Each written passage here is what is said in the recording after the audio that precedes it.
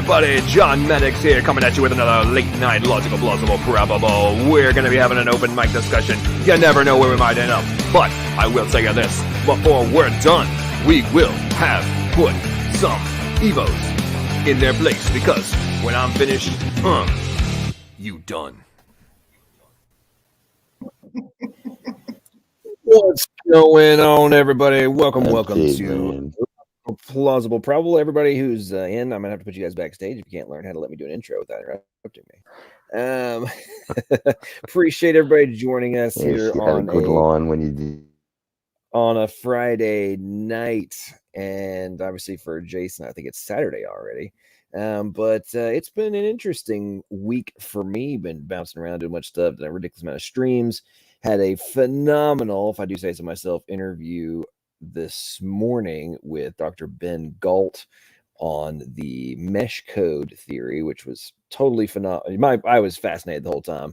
Was greatly enjoying the whole back and forth conversation we had, and the implications of his discoveries are truly fascinating. So if you haven't seen that, I strongly recommend tomorrow you take some time and listen to that conversation that we had, because it'll blow your mind on a variety of levels on all different things that they have discovered and are working on, and the macro level implications of just understanding biological systems in general, as well as, from my perspective anyway, the dramatic implications in relation to the intelligent design conversation, and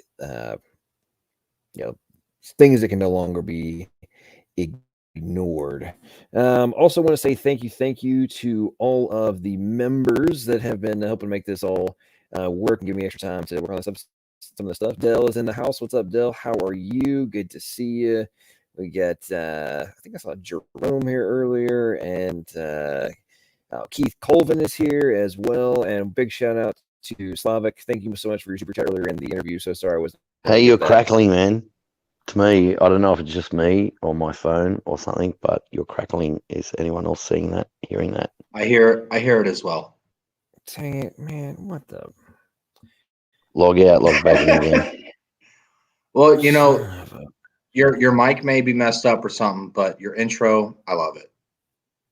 Yeah. Well, this sucks. Why does this? Oh yeah, I was gonna rib him about his intro, give him heaps about it, but I won't. Do it now. I'll wait until later when he gets his mic fixed. I don't know. Well, okay. I like it, but I'm just I heard everything he said. Like, it was just I know. I like it, man. Anyway.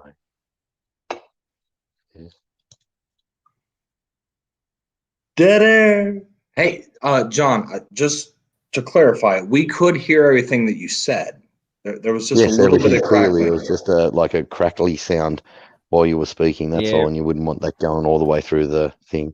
Yeah. Yeah. No, it's a random thing with StreamYard. It does it sometimes. Is it still going, or is it? Yeah, it's clear now. You sound because now, each individual person has their own computer, their own like little server type computer thing with StreamYards, and every time you log out and you log back in again, you'll get a different one. So you might get a good one, a bad one, whatever. So he's logged back in, he's got a good one, so he's right. So he should stick to it. Yep. Okay, so we're good now. Okay, so let me finish this up, and then we will get into open discussion. So I was saying thank you so much to Keith Colvin as member, and also to Slavic for his super chat earlier in the stream. Sorry about that. I had a hard 2-hour cutoff mark with Dr. Galt this morning, and we were like 5 minutes over. He's getting ready to go out of town. He was going to get up with his family and everything to go on to get out of there. So I had to kind of cut everything off there. So sorry about that.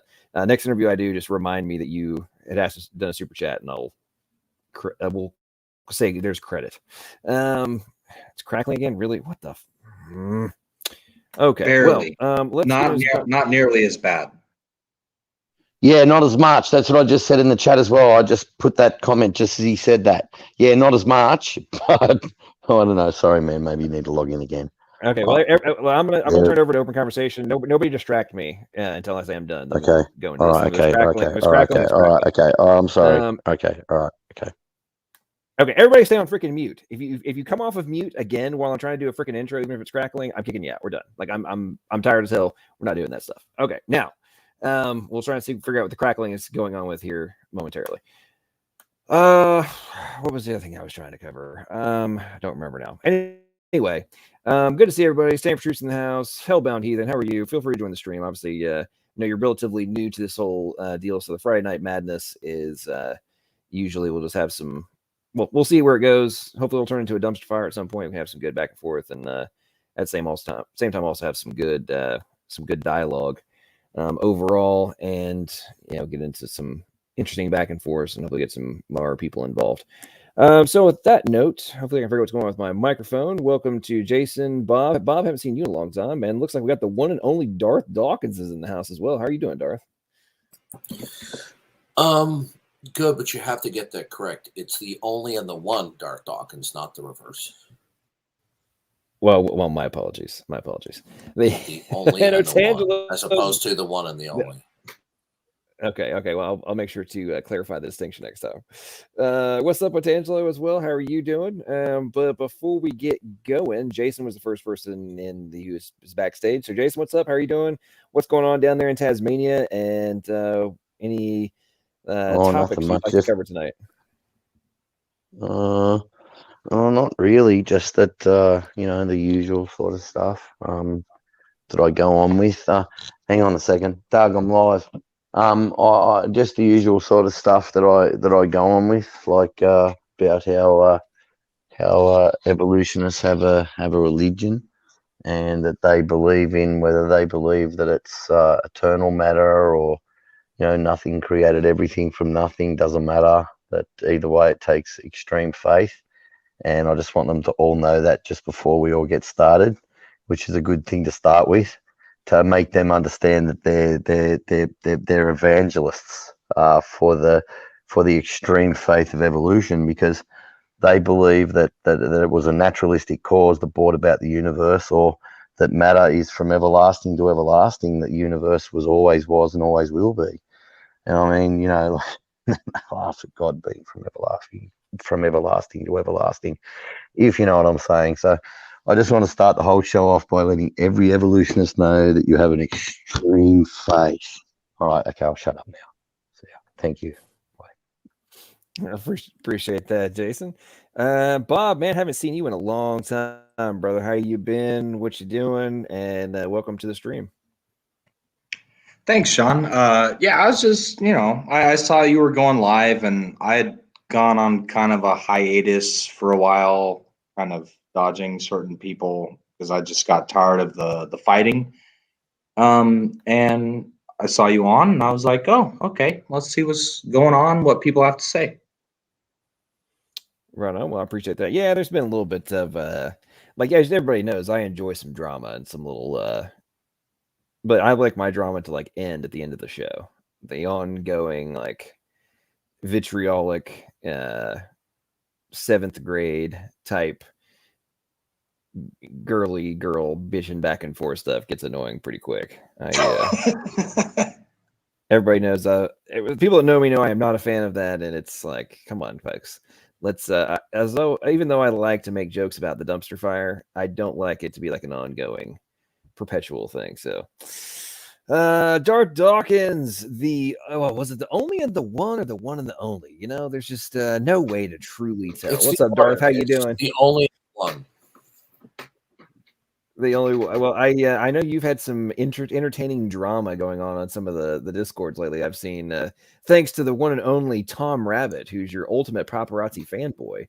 There's definitely been some some entertainment. Well, you gotta feel sorry for a grown man who is seemingly unemployed, and he spends as many waking hours as he can to try to secretly record me and only upload videos where there might be some angry moments. I mean, that's a very shallow existence while he's waiting to spend eternity separated from God.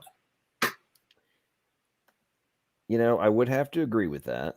That's definitely well, here's my theory about some of those guys. I really wonder if there's like a cabal that just reports to Tom Rabbit, and like they like rotate, take turns on who's going to, you know, stalk you on on a given day, and then they send it in and he edits it and turns it in. I really wondered about that because I agree with you. Like somehow either he has no life or there's got to be a network that sends him at a minimum links and timestamps to good content. What do you think about that, Darth? Think that might be a possibility? Well, it's amazing about all of the cordial interactions that I do have is that they only upload the few non-cordial conversations where sometimes there are fireworks. But look, they're not interested in truth. Look, this is what atheists do, right? They're following the Saul Alinsky tactics. Smear, smear, smear. Yep. Well, that's true. And Alinsky, for anybody who's never read his tactics, very ironically, most people don't know this, but Alinsky actually developed his political tactics from working with the mob in Chicago. That was actually where he got. He was kind of he took the words out of my mouth. Yeah, he went. Actually, I forget the gangster's name now, but he actually, I mean, not figuratively, but literally went down to the headquarters and asked, he had a pair of balls at home. I'll give him that much, to go down there and asked to speak with the big dog. And he finally got a meeting and basically told him look, I'm involved in politics. I want to learn your tactics and I want to be able to apply them to political action. Let me be your guy. And he did, and we are still dealing with the ramifications of all the things that Saul Alinsky learned and have been perfected over the years by, well, in fairness, players on both sides, but especially on the left. And we're now witnessing the outcome of all that. But that's a good one. What's up, Slavic? How are you doing? What's going on? Did you have a good week? And I know this is your first time for a Friday Night Madness open mic. Any topics you'd like to see us get into tonight? So I don't know. First thing, you guys can hear me? I'm using a different headset. Yeah, you're coming through. All right. I was actually gonna see what you guys thought on this on the last stream that you had with that. I was gonna ask you the question, see what you think of it, I guess. So from what I understood, the guy was talking about the brain as a mechanism, pretty much a mechanical mechanism. From what I understood, what he was talking about. And I was just thinking, how does this, imply, or how does it jive with, let's say people, see a soul, and if it's a mechanical operating system, would that take away free will? Or even another thing is that I heard many times when people are right on their deathbed and they had dementia, and right before they die, they are completely lucid. And then they, pass away, and right before the moment before they die, they become completely lucid. And I was just wondering, how is that? If it's just a complete mechanical device, how would that, jive with that kind of situation? That is a good question. There are experiments where people lost 90% of their brain, and they are still capable of having 100% mental condition. So, these conversations which we are having with Ben Gold are very interesting, but he actually thinks that it is a mechanism of storage of memory. And this is the big question. If these are not actually just signaling and memory devices for the function of the organism and the brain, rather than being a storage mechanism of memory and thoughts. So what is your thought about that, John? Well, I'll tell you this much. I don't really have an issue with the data, the physical computation and data storage aspect of it. To me, it doesn't really contradict dualism or the soul in any way, shape, form, or fashion for me. It's why there wouldn't be a quote unquote biological mechanical function that is executing different aspects of the information that's being rendered, and I'm being able to access as so let's analogy wise, let's say my soul is the avatar that's being inserted into, my body is the avatar in which my soul is being inserted. Why wouldn't there be mechanical functions? And Well, let's even suppose that our memories would be stored in our brain. So that would logically mean that when we die, that leave our memories behind because they are stored in the brain.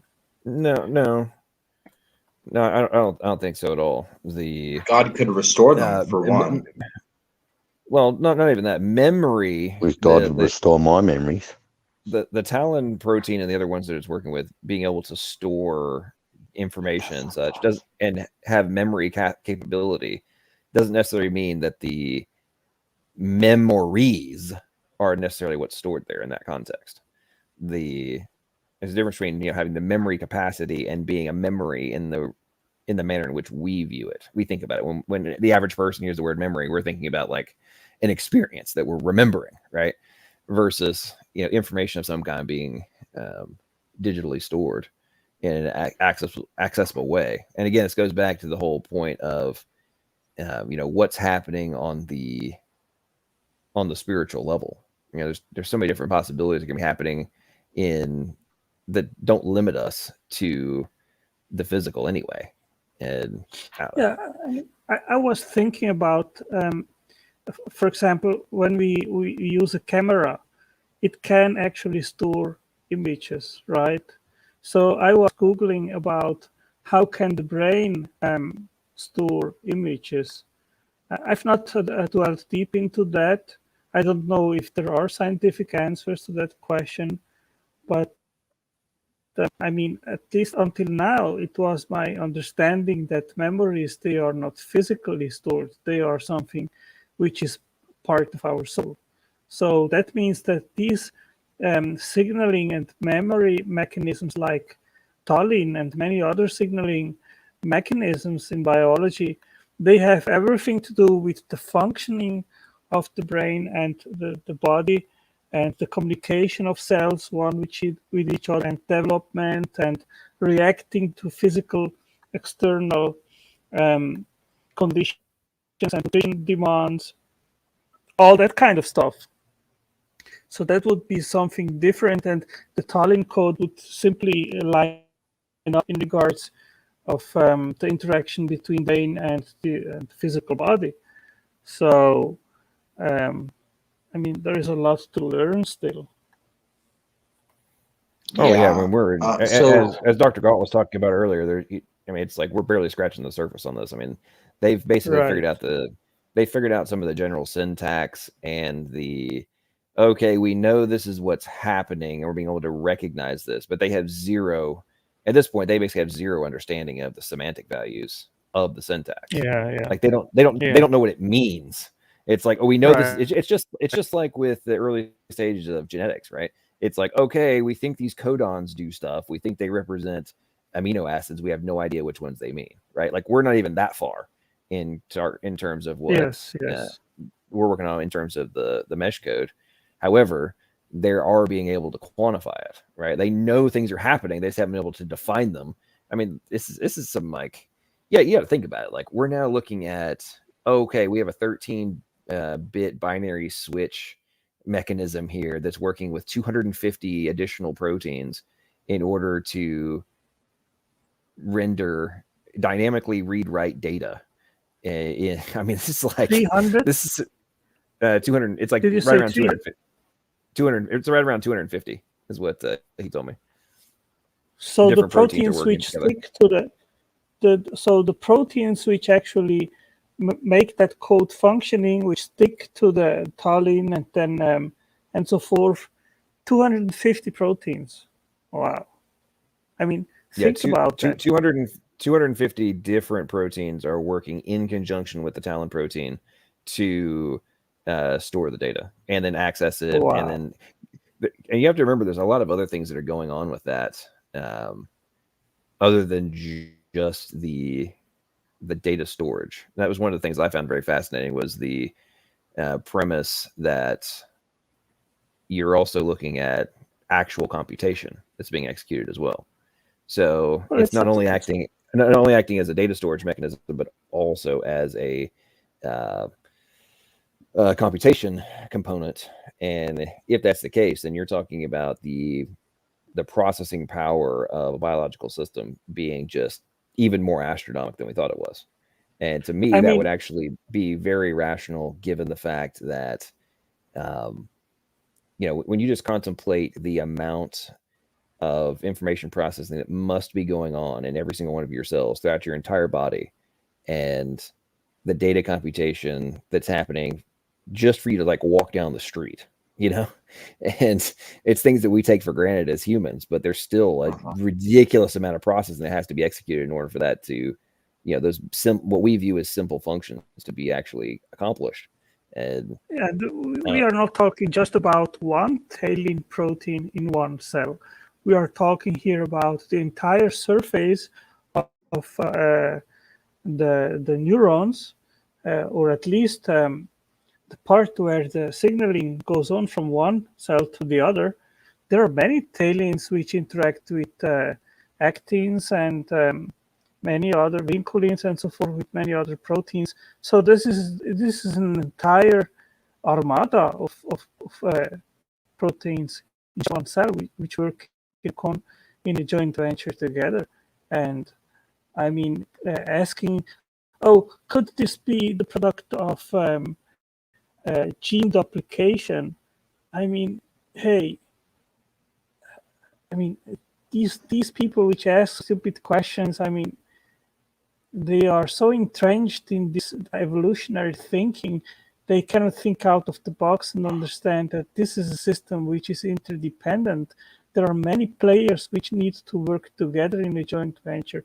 You cannot just have a mutation and then another one and emerge with such a system. You need all these things working together right from the beginning. Hey, Tangelo, can you maybe relog real quick?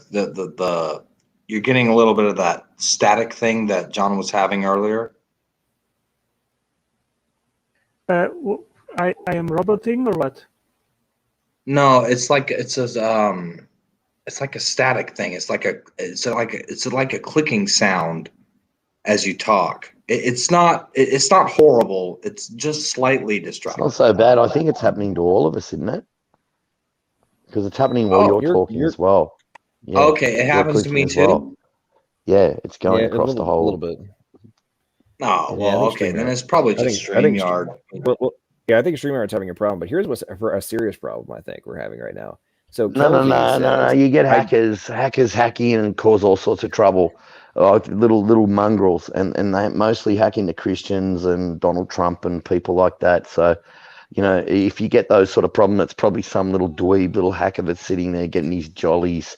Go, oh look, I'm causing them to have a clicking sound. Wow, look at me, look how awesome I am. I'm such a little wanker. You know what I mean? That sort of thing. Satan has attacked the Christians. Well, here's the serious question I think we have. This is a very serious problem. So Kelvy says, I didn't know there was actually a Darth Dawkins. I've called Richard Dawkins that recently. Oops. So Darth, how do you feel about the fact that A, you were unknown, and B, somebody thought that you were actually Richard Dawkins? How does that make you feel?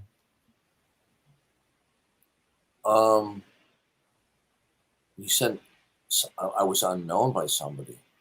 Why would somebody know me?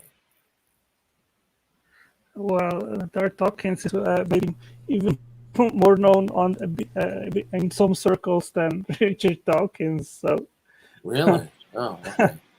By the way, Johns Hopkins Medical University just did a 10-year study of over 15,000 Alzheimer's patients, and they found out that 96% of them who were in the final week before they died had an insatiable desire to read The God Delusion by Richard Dawkins. Is that what happened? It's what I've heard. Hey, Garth, is that your actual face? Your profile picture? Is that probably some little hacker dweeb working his way through some void load of garbage from somewhere in the world, other than where he really is? I don't want to say yes or no, because if I say yes, then you'll be like, oh yeah, that's totally my face. And if I say no, you'll be like, no, that's not my face. Bob, that is not my picture. Did you not watch the early seasons of American Idol? No, why would Why would I watch a show that includes idol in the title? So Darth, isn't that I'm having a brain fuse on his name. He's from Tuscaloosa, Alabama. It's Taylor Hicks. 10 years ago, I picked a similar picture as an avatar on Pal Talk. And even 10 years ago, the atheists over there were obsessing and attempting to stalk me. And they feverishly did all sorts of reverse Google searches to try to find out what I look like. And they were ecstatic with joy when they found out that it was actually a picture of Taylor Hicks. But no, that is not me. One of the funniest things. Okay, so everybody in the audience thinks I'm a complete idiot. Okay, cool. No. Now so one of the funniest things that Darth has done recently was on S.J. Thompson's channel. He played a video of somebody like behind a computer that looked like they were on webcam, and then cut it off real quick. So all of the atheists thought that he had accidentally doxed himself, and people were they were downloading SJ's stream, cutting the clip out like Darth Dawkins revealed. It was hilarious. I mean, I was on that stream with you, Darth, when that happened. And it was like instantaneous, like freak out session across YouTube, like Darth Dawkins unveiled. And then the next day, everybody realized, they all started realizing that, we've just been doxed. We've just made ourselves look like idiots. And they're like, delete. If I hadn't been so cheap about it, I could have done the ultimate punking of the atheist by ordering one of those $500 realistic latex masks. And that would have totally punked them, where it looks like a real person. Oh yeah, but I just wanted to show the atheists that they're obsessed with me, and I demonstrated because that image appeared on the screen for 4 seconds and then it dropped, and they just went crazy. Well, and Darth, I think that Jefferson Spatchcock may be trying to become the new Tom Rabbit.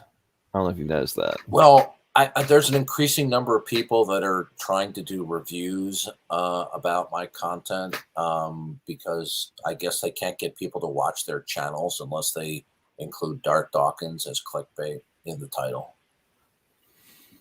Yeah, it's definitely a draw for sure. It's I get massive entertainment of listening to all the atheists sit there, do their little circle jerk action and try and do analysis.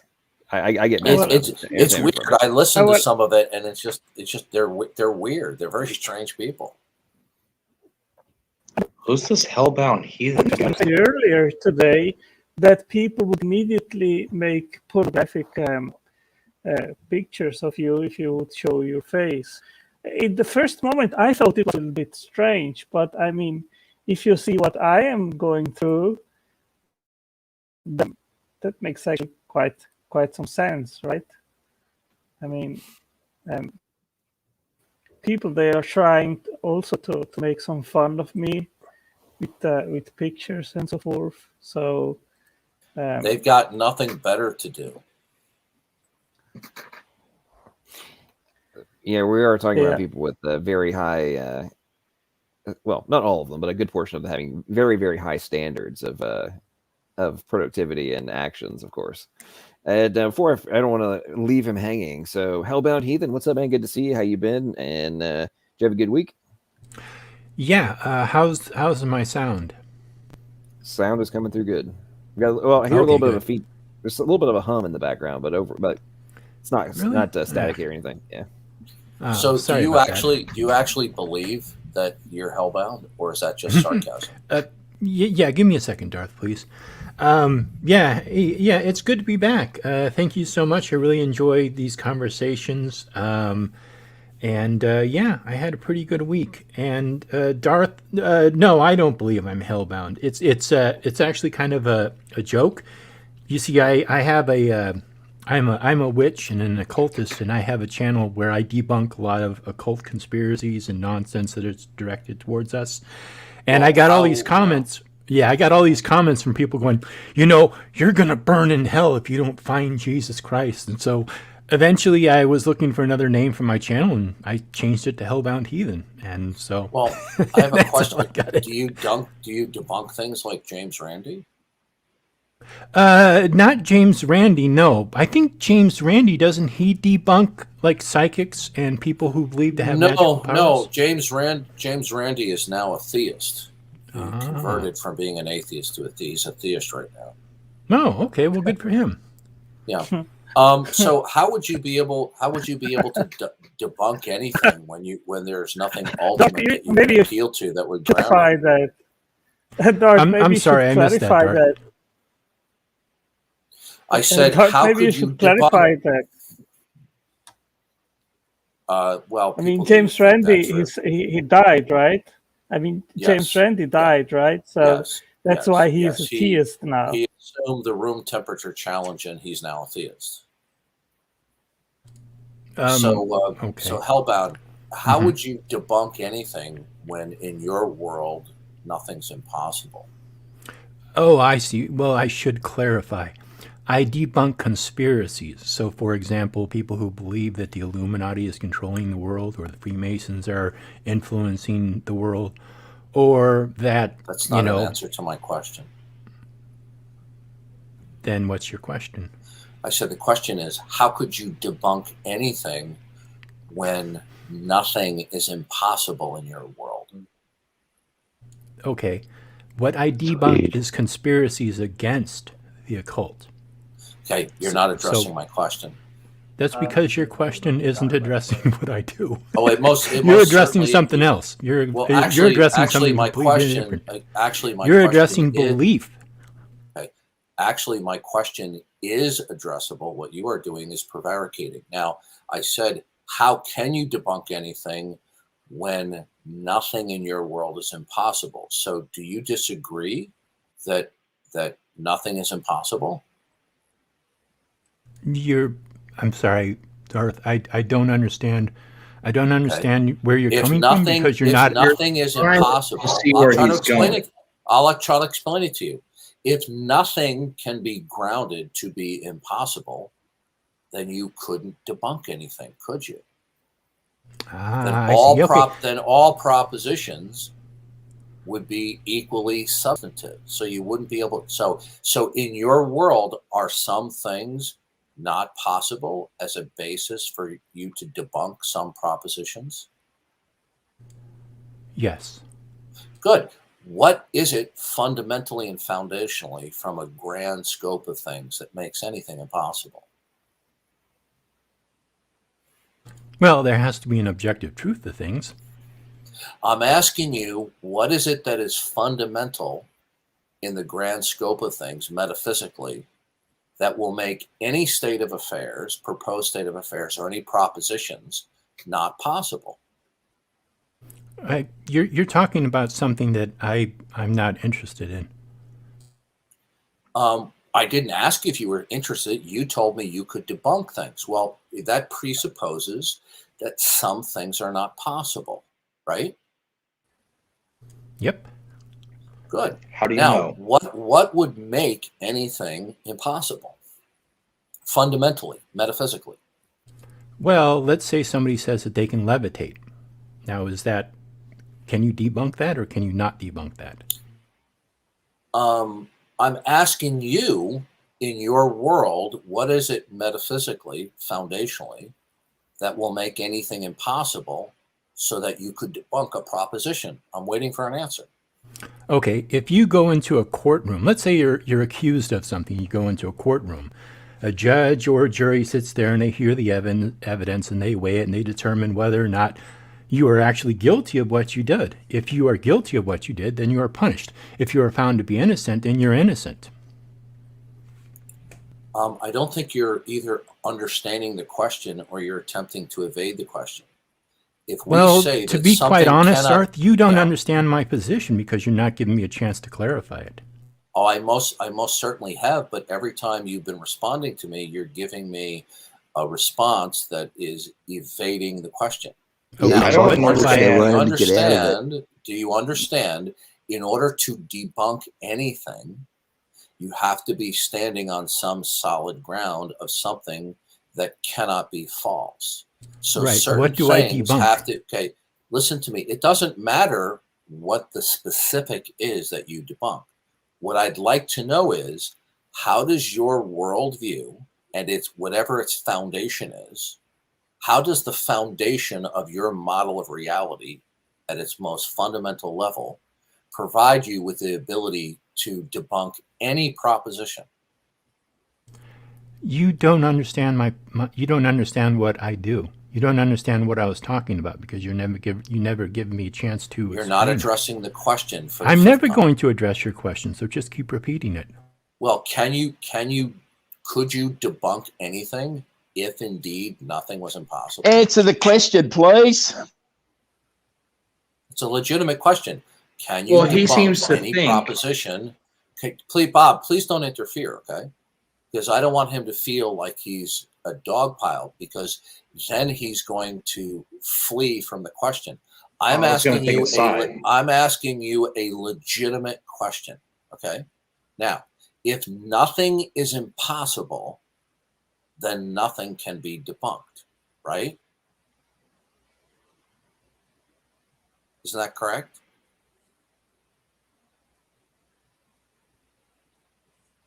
Dart, I think he doesn't understand your question.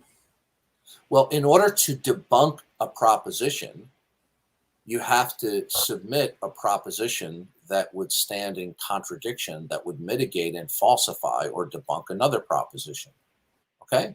So that means that there's going to have to be some foundation that is absolute.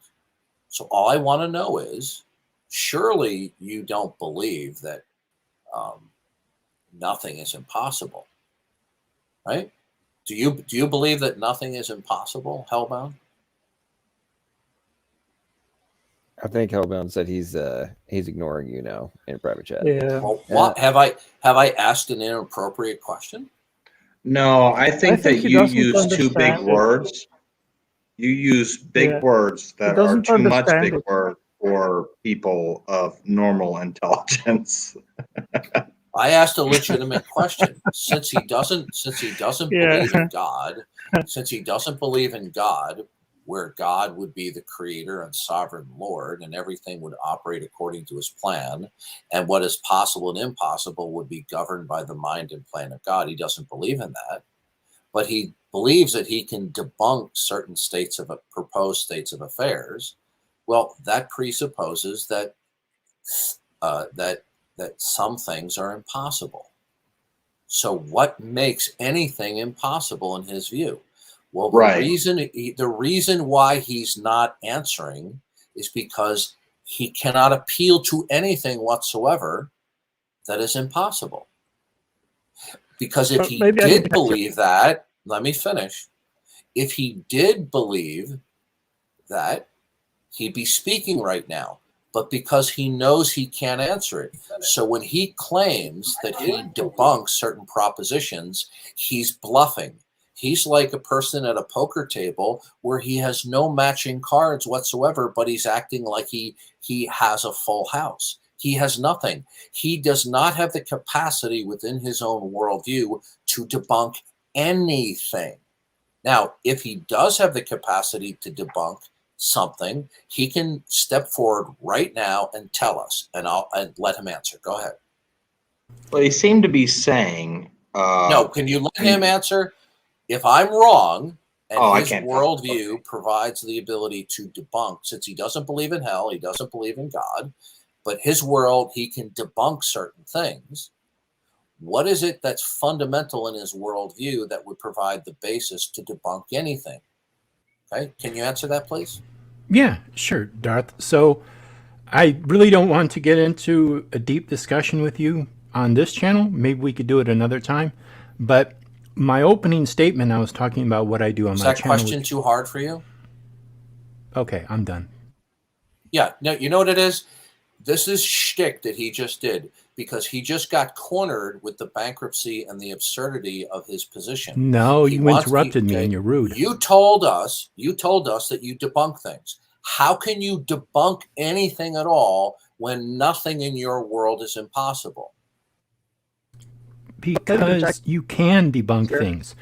Like I gave you an analogy. So some things are impossible in your world? I gave you an analogy earlier. If you go into just asked you a question. And I gave you an analogy. If you go into a courtroom and you can determine the truth, right, Darth? You can determine what is true and what is false, correct? In your world, how is truth accessible where nothing is impossible? That's what I asked you, Darth. Can you determine I'm waiting truth? for an answer. Is truth accessible in a world where nothing is impossible? Darth, do you enjoy hearing the sound of your own voice? No, I enjoy asking you a question that exposes the bankruptcy of your position. The reason why you're not answering it is because you can't. Okay, sure. Hellbound, so you think some things are impossible? When you say you're debunking something, you're bluffing. You can appeal to an analogy of a courtroom, but if nothing is impossible, then even in a courtroom, they can't debunk anything. The fact that some people believe one thing or another doesn't mean that something's been debunked. In a world. So I'll ask you a very simple question. Sure, in your I agree with you, Darth. In your world, very Darth, simple I 100% question. agree with you. In your not God world, all right, is anything impossible? Yep, you got me. Well, then if nothing is impossible, right, then you have no grounds for intelligibility, because anybody can say anything and anyone can contradict that, and then somebody can contradict that.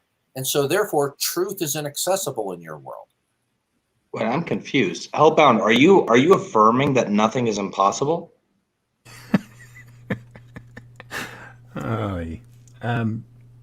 This is a legitimate question. No, this is a legitimate question, and you, Darth, it is a legitimate question, but I think he doesn't understand. Maybe I can clarify a little bit. He has to your microphone quality is terrible, Antangelo. Yeah. No, he's tapping out because his worldview doesn't provide for truth or reason, or in actuality debunking. He's bluffing when he says he debunks things, because his worldview doesn't provide for debunking anything. Now, he can tell me otherwise right now. I'll listen. I'm sorry, Darth. You were one of the people I don't believe I can actually have a conversation with. But I did enjoy we are the having brief a conversation we had. You don't want to answer the legitimate question. I asked you a legitimate philosophical question about your claim. Please do not overtalk me, sir. Legitimate. Please do not overtalk me. I'll be glad to answer your accusation. Darth, here's what we're going to Let's go into... Sorry, I just dropped something. Respect the channel. You can't have an argument with him because he'll make him look like a dumbass, is what he should say. Okay, so let's... hang on, Darth, hang on. So I'll just say one more thing. He's bluffing. Wait, it's John's channel. Here's what we're going to do. We're going to go to 1 minute questions and then rebuttals to whoever wants to engage. Hellbound, are you interested in doing that if you have 1 minute to respond uninterrupted? Yeah, sure, that's fine. Okay, so Darth, go ahead and you got 1 minute, make your ask your question, and then everybody will shut up and I'll reset the clock and Hellbound can respond. And give me 1 second. Okay. When you start talking, I will start the clock. Okay, in a world where God is and he reveals himself, and he reveals his attributes and his plan of creation, then some states of affairs can be debunked. Some things can be falsified because of God being the ultimate foundation of reality. Okay? But when that is rejected, then there is no ultimate foundation to appeal to. There is no absolute standard or basis by which you could falsify or debunk anything. But you don't believe in God, you don't believe in hell, but you say you can debunk things. So I asked you what ultimately, fundamentally, and foundationally will provide the basis to debunk anything. appealing to a court case doesn't solve the issue. I'm asking you on a metaphysical level, what fundamentally and foundationally is unchanging absolute by which you could say something was impossible? What is it? All right, let me reset the clock. And whenever you start talking, Hellbound. Okay, I don't, oh yeah, there it is. Yeah, okay, so what I was saying in my opening statement was that I debunk a lot of occult conspiracies, stuff from the 1980s and 1990s, the Satanic Panic, and even those things that happen today. Still, people believe that the Illuminati controls the world, or the Freemasons, or, you know, other various things. That is what I debunk on my channel.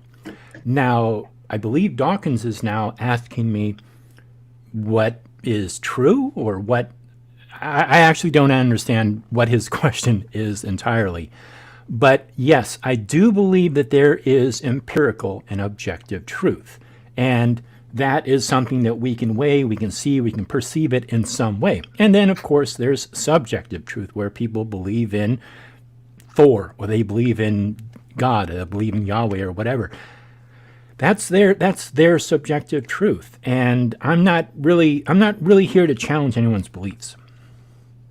Okay, is it my turn? Yep, whenever you're ready. Okay, I'd like the audience to notice that during that entire minute, he did not address whatsoever the question that I directed to him. All we got back was a wall of words repeating his same claim again, that he debunks things. I asked him the question, what is it that is fundamental and foundational to all of existence, metaphysically, that will be the standard by which we can refute anything? Okay. Either some things are impossible in your world, or nothing is impossible. I don't think that you would be so presumptuous as to state that nothing is impossible, because if nothing's impossible, you couldn't debunk anything. So I would like to know from you, this is the second time, or actually the multiple time I've asked, what is it that is fundamental and foundational in your world metaphysically that will falsify or debunk anything? What makes anything at all impossible?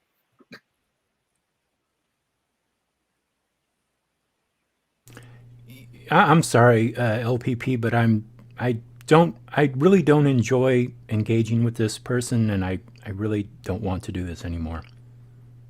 Well, then you're a fake. You're a fake. Then I'm a you're fake. Not debunking then anything. I'm a fake. I don't care. Because nothing in your world is impossible. Nothing in your world is impossible. All right. So you can't falsify. He doesn't want to engage. That's fine. Let's leave him alone. He doesn't want to engage. That's fine. He's a fake, a phony, and a fraud. I just debunked him. He wants to talk about debunking others. I just debunked him. All right, so we've got. We'll see what happens next. So, Super Redeemed Energy. You had actually, sorry, Jamie had come in. What's up, man? How you doing? Tell us what's going on with you. Then Super Redeemed Energy was next. Then Kelvy, and then look like a clown. So what's up, Jamie? How you doing, man? Jamie, are you alive, or are you riding your dinosaur again? Okay, Jamie's gone. Super Redeemed Energy, what's up going on, man? How are you doing? Welcome to the stream. How was your week? Man, good evening. I had a really good week. Had an early weekend getting started. I have some tech questions for later on, but I don't want to take things off the railroad just yet. All right, I appreciate that. Kelvy, what's up, man? How are you doing? Welcome to the stream. How was your week, and what's on your mind? Hey, good evening. Just getting off work from a commute, and just chilling out, seeing what's going on. You know, I'm listening to. I don't know if we want to really get into, but I don't think. I mean, I don't think this is a very good. If we're trying to do apologetics, then you know, I don't think that this particular line of questioning is very fruitful. That's the damn truth. You know what I mean? But it depends on what you're trying to prove and who you're trying to prove it to, though. Actually, it was very fruitful. I just debunked the debunker, but that he has no grounds to debunk Yeah, anything. but who did you prove something to? Who did you prove anything? We already know. I mean, I'm sure you're. I showed that his claim is empty. He has no metaphysical grounds to debunk anything. Yeah, but he's clearly going off of pure relativism, even though he's claiming that there's objective truth. However, what he's saying, no basis to claim that. Yeah, exactly. Yeah, I do agree there, but it's pretty clear that he's not recognized. Like, he is God. He's his own God, because if there's no, if he's saying that there's no object, or that there is an objective truth somewhere, but well, I don't know. I guess I would ask him then, if there's no, he refused. Well, I don't want to just jump in and say he refused to identify what it is that is fundamental and foundational to anything and everything that would provide for the objective grounding and objective truth, and therefore the capability of falsifying. I asked him over and over again, is anything impossible? And this is a legitimate question, and please don't overtalk me, okay? I'll be done in 10 seconds. I asked him over and over again, is anything impossible? And he steadfastly refused to answer the question, because he's got nothing. He's bluffing. He's violating his own criterion of belief. But most people don't think that way. They don't think at that level. I really just have one question, if I could. Go ahead, Bob. So Hellbound, why? Okay, do you believe that Jesus Christ died for our sins according to the Scriptures? He was buried and he was raised again on the third day according to the Scriptures. And if not, why? I do. Yeah. I'm a Bible believing and a fundamentalist Christian. No, sorry, Darth. Darth, Yeah. no, I know you're a Christian. I'm sorry. I was addressing Hellbound. Oh no, he rejects that. Right, and so if he does, I wanted to make the point. This is the contention, and then if he disagrees with it, why? That was why I stated that way. Go ahead, Hellbound. Okay. Yeah. So If you want to respond. yes, I don't believe in the Bible, and I don't believe in the Christian worldview, and I don't believe in Jesus as a messianic figure. But that's not my belief, so it really doesn't matter. Do you mean that you don't believe in? That's a denial of the Christian worldview. That's a denial of the Christian worldview. So what worldview do you have to put on the table that would falsify the Christian worldview? Hellbound, I remember last time you said specifically you didn't know what the gospel was. So I appreciate that particular honesty, but in that case, that would mean that you've rejected something without actually knowing what it is my point. Yeah, you're right. I haven't read the Bible. I don't have a very good understanding of the Bible, but yeah, I have rejected it, and that's okay because it's not my belief. I'm sure you probably would reject a lot of my beliefs, and I have no problem with that. I understand. So you reject something which just that you Really don't quickly- actually understand because you didn't read it? I'm sorry, Angelo, I missed your question. So you just said that you didn't read the Bible, and nonetheless you reject something which you have not read and which you do not understand? Yes. That's like saying you read Mein Kampf and you don't believe in it. The same sort of thing when you've never read it. Exactly. Yeah, Why don't you which actually makes first no read it sense and at all. And then you reject it if you don't believe it. But if you don't even know what you have to disbelieve, Yeah, you have to read it first to have some understanding to discount it. I Exactly. mean, it's common sense. Well, I've grown up in a Western culture where I've been gotta exposed to laugh. Christianity, and I'm sorry, I just don't have any belief in it, and I don't understand why you would have a problem with somebody not having the same belief as you. I'll tell you Well, why. I want to because understand why you don't. That's a denial. Did That's a you denial know? of the Did you know Christian how it worldview. talks about in the Bible that Jacob put the sheep up against stripes, and then some of them come out with ring striped, and he put others up against spots, and others came out with spots, and everybody laughs at that.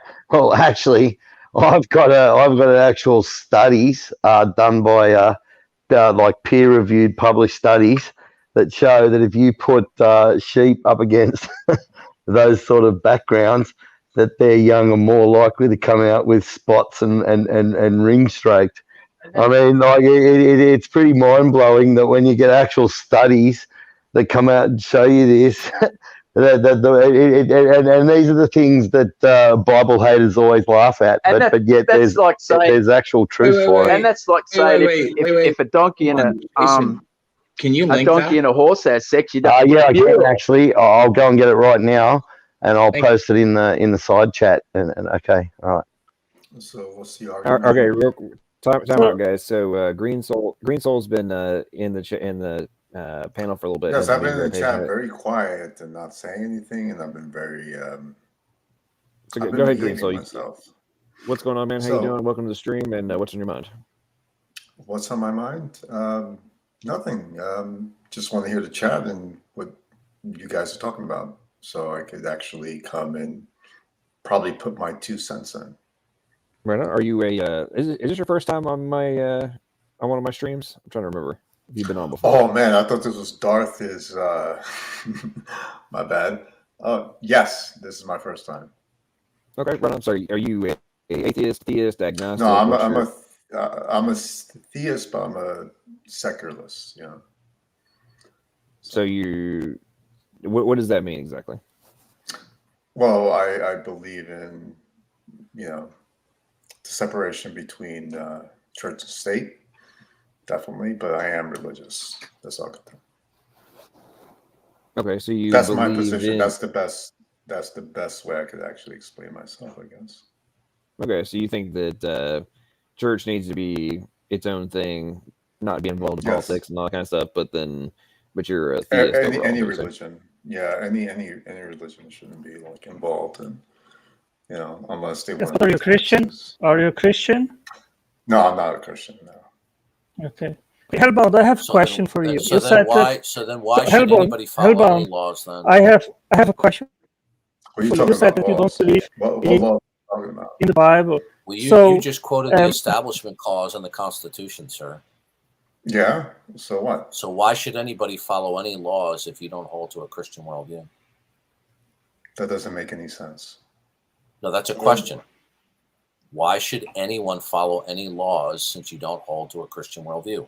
How would your worldview provide for ethics, politics, and laws?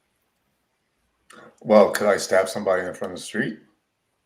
Sir, how does your non-Christian worldview provide for ethical imperatives? That question doesn't even make sense, dude. It makes absolute sense. It doesn't. Do you know what ethicals? Do you know what ethics is? You follow the law of the land until it conflicts with God's law. That's it. Ethics is how we ought or should to conduct ourselves. Yeah, we could do that ourselves. Good. No, you're not understanding. What I'm asking you is this. How does your model of reality provide for ethical imperatives, that we ought or should to behave in a certain way? How does your worldview coherently provide for that? How does it? How do we make laws? Like, how do we do that? No, I'm asking you how your worldview provides for why we should follow any laws or guidelines whatsoever. How does your worldview provide for that? Because we don't want to hurt each other. So what? Actually, well, maybe some people maybe some people evolved to want to hurt each other. So what? How would you build a society if everybody's killing? Who's we? We people value in society. You know what? We had human beings in the 20th century that evolved. Hold on, please don't overtalk me. We had human beings who evolved, according to you, in the 20th century who wanted to hurt each other. That's why there was war and bloodshed. So all I'm simply saying to you is this. How does your worldview provide that it's necessary or that we should conduct ourselves in a certain place? I mean, are you just going to appeal to groupthink? Is that your answer? Haven't we been doing that already? No. Why is society valuable? No, you're not understanding, because there's never been a pure democracy. In fact, throughout human history, there's been one never-ending stream of dictatorships. So whether one or two or three people are in complete control, or you have a pure democracy, which would just simply be mob rule, why should the values of the one override the values of the many, or why should the values? Let me just finish. Yeah, you said we. So are you saying that the majority will should override the majority of the minority? I never said that. Well, you said we. So should we go by what most people want in a society? Is that's what's ultimately Well, I'm good? saying we as a term, like, you know, like if you're doing, like if you're thinking about making laws, right? You know, I'm sure you play the game, you have to make rules, right? So You know, to ethics play is a game. determined by a popular vote? No, I never said that. Okay, so You I'm said still asking you, Without rules, you'd have anarchy. what is it that Yeah, you have to have objectively rules listen, to it's really function, right? simple.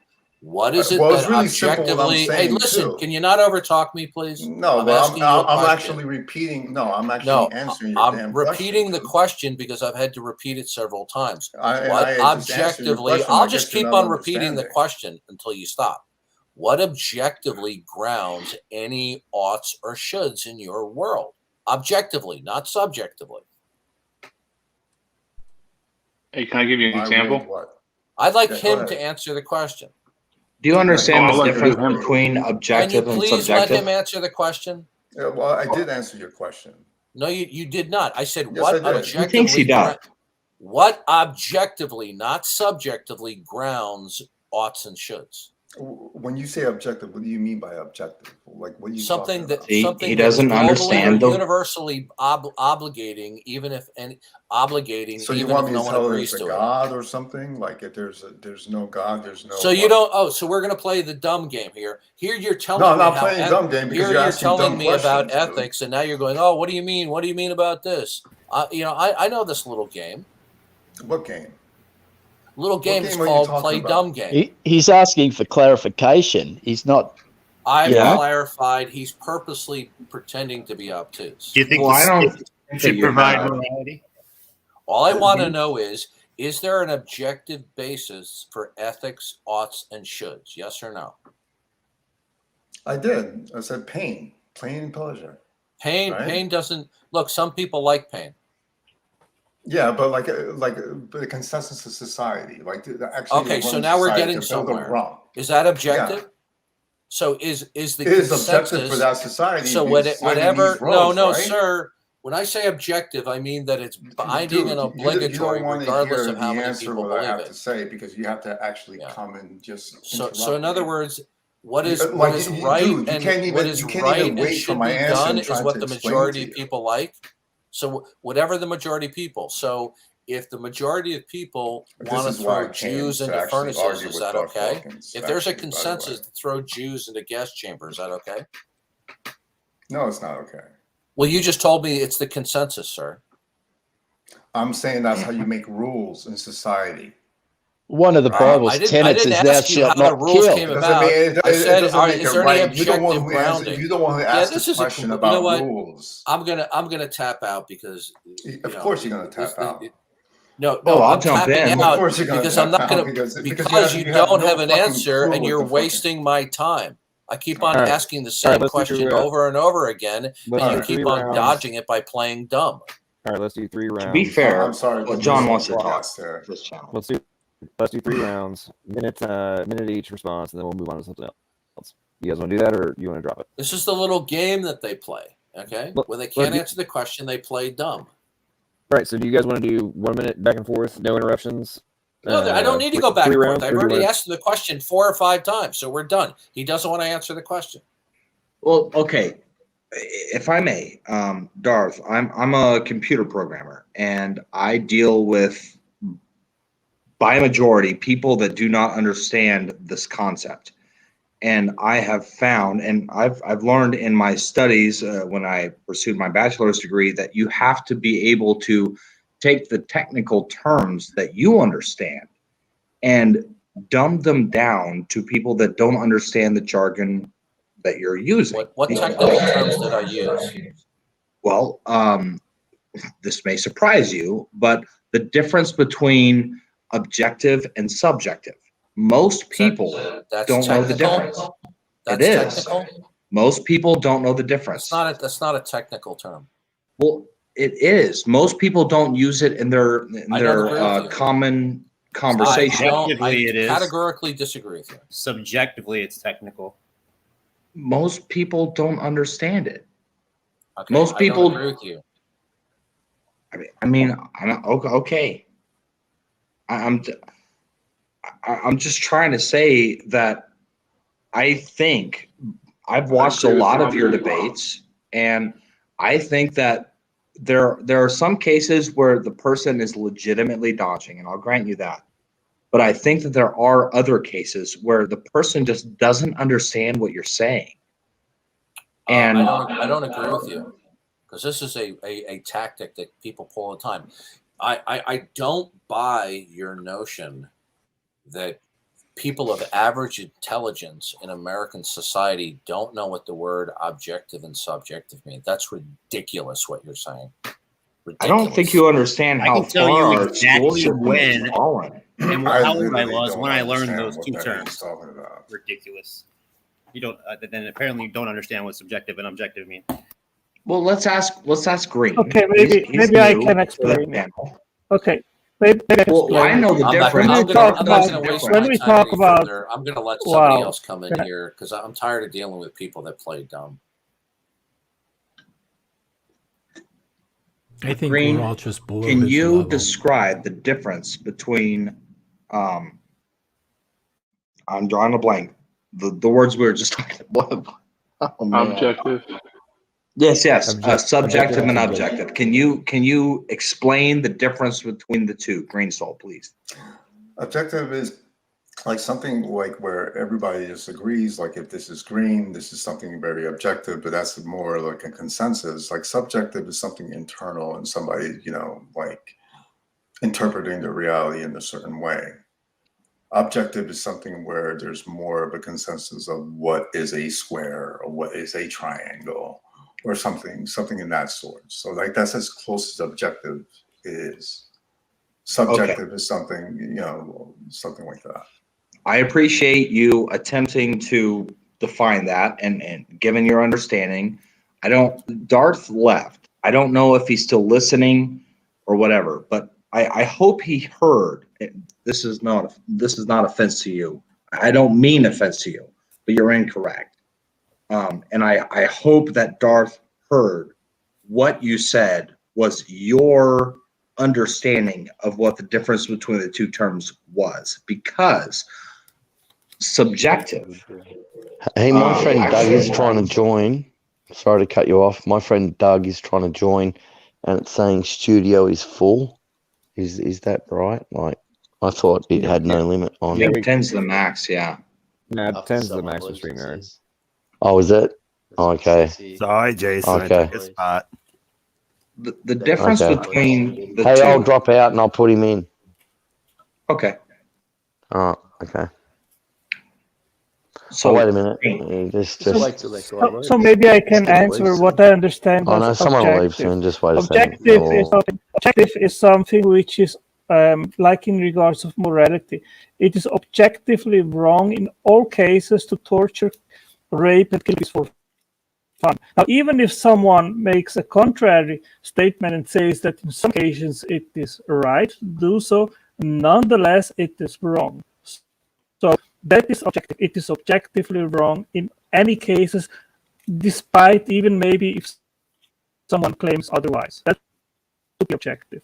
And subjective, that is just based on opinion. Anyone can have a different opinion on something, and then that's subjective. Yeah, I think because I know I brought up objective truth, and my definition, I mean, I've never really sat down and defined it, but I looked it up, and it says of a person or the judgment not influenced by personal feelings or opinions, or considering and representing facts. So that's how I perceive objective truth, because I think that there is an objective truth, but it has to be proven to be that way. Okay, I wasn't looking at terms of morality, but I think I should have kind of made sense. We have to be clear that words mean things. Now, we can have our own quote unquote definition of a word, but if you go to, We have to use words in a way that any given person would understand what it is that we are saying. If we don't, then we don't have language. If I say I want to go to the store and you think that I want to have a hamburger, it's useless. It's not useful. So what I was pointing out about brain soul. I really sincerely did not understand this question. I really didn't. It didn't make sense. Okay, so if I ask you, Green Soul, is it in any case, independently of whatever someone thinks, is it in any case wrong to torture, rape, and kill? I believe it's wrong, but I don't. I would say that would be objective. You know. Why do you? So okay, wait. So, here's the problem. Here's the problem. So can there be a situation where it would be morally acceptable kind of things? Yes or no? Tangelo, he doesn't understand the actual differentiation between objective and subjective, which is what I wanted to explain to him. Mm-hmm. Can I try something real quick? As far as government, because you seem to be politically oriented. Wait, who's talking? Sorry. Go ahead. I just want to clarify the definitions of the two words, because I think that was the crux of Dawkins' argument. So objective means that the thing that is true regardless of a person. It's not. So subjective means. Hold on 1 second here, and I just want to cut you. It says regardless of a person. Yes. How is that possible? 2 + 2 = 4. That is objective. But that takes a person to know that, though. That's true. Well, I mean, okay. If there was no people in the universe, if there were no people, there were just dogs and cats and mice and lizards, would 2 + 2 still equal 4? Would taking an apple and then taking another apple and an apple and then putting them together, would that be 4? Or is it your opinion? I would not know. The reason why I would not know is because there's no humans to actually observe something like that. Is that we make the observation and we make the consensus that 2 + 2 = 4. How is that consensus? Well, consensus in the sense of human beings. Like do monkeys or do, like, say, dolphins count? Right? And that's the thing. That's the thing that's a little my confusing. point is not counting specifically. My point is that there are things. If there's no humans to actually see that and really be objective, be regardless of human beings. That's why it's kind of when there's no human beings and you're saying that it's objective, it's kind of hard for me to really understand that. Okay. So what about gravity? Is the force of gravity objective? Well, actually, yes. Okay. First, do you understand the technical differentiation between the definitions of objective and subjective? I don't think he understands it, because he's saying that if somebody does not see it, there's no he can't see how it's objective. So if a tree falls in the forest and nobody hears it, did it fall? Does anybody care? But yeah, it's a good question. It still falls. Did it fall? If nobody saw the tree fall, no human saw the tree fall, did the tree fall?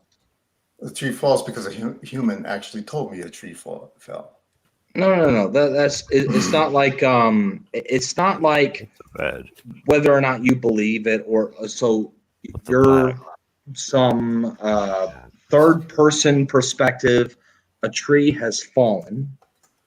Now, if you did not witness the tree fall, and no one else that you know, maybe no one else in all of humanity has witnessed the tree falling, did the tree still fall? Okay, let me quote you here, objectivity from Wikipedia. It says, in philosophy, objectivity is the concept of truth independent from individual subjectivity, which is bias caused by one's perception, emotions, or imagination. A proposition is considered to have objective truth when its truth conditions are met without bias caused by a sentient subject. So, again, I think that is basically what I said previously. Yes. That makes sense. Do you understand that, Green Soul? If I say that it's objectively wrong to torture, rape, and kill babies for fun, it is so in any circumstances, independently if someone by its bias or opinion or something like that says that it is actually not wrong. It is always wrong, objectively wrong. Green Soul, do you understand what he just said? Yes. However, it is still the whole thing about the sentient thing that regardless, right? And I get that. However, I think sometimes that could, just because people make those type of arguments, right? Like, let's say, some being or some entity, they could probably make that type of argument because of objectivity. I am not sure that you. Okay, maybe we need to go back and so let's go back to objective versus subjective. Objective basically means fact. This is true. It doesn't matter if you believe it or not. It's true. Subjective, by and Not large, just if is you believe it. people's opinions. It doesn't matter if anybody believes it. It's still true. Right. And subjective is typically opinions, though it goes into other areas. Do you grasp that? You get it? Yep. Like, does 2 + 2 = 4? Do you understand that is a fact, whether or not humanity exists? Sure. Okay. So what Otangelo is saying is that he's making the claim that it is objectively, that is, it's fact, not opinion. It is objectively fact, not opinion, true, that torturing, or he went further, torturing babies for fun is wrong. Do you agree with that? Torturing babies for fun? Yes. I don't know, is it? You got to be kidding me, dude. So let's say that let's say that everybody else in the world said. Let's say everybody else. We found another one. So Green Soul, are you a true moral relativist? No, I am not. If you are not, then how could you possibly question what we would call objective, not subjective. Subject is opinion, objective is fact. The objective fact that torturing babies for fun is wrong. How can you question that? How could I question that? Because there's some people who actually think it is fun. That's subjective. I'm not sure. That's a person's opinion. Yes, of course. That's subjective. That's not objective. Yeah, but Tangelo, I don't think he's understanding. No, I understand. When I say objective, I mean listen, despite.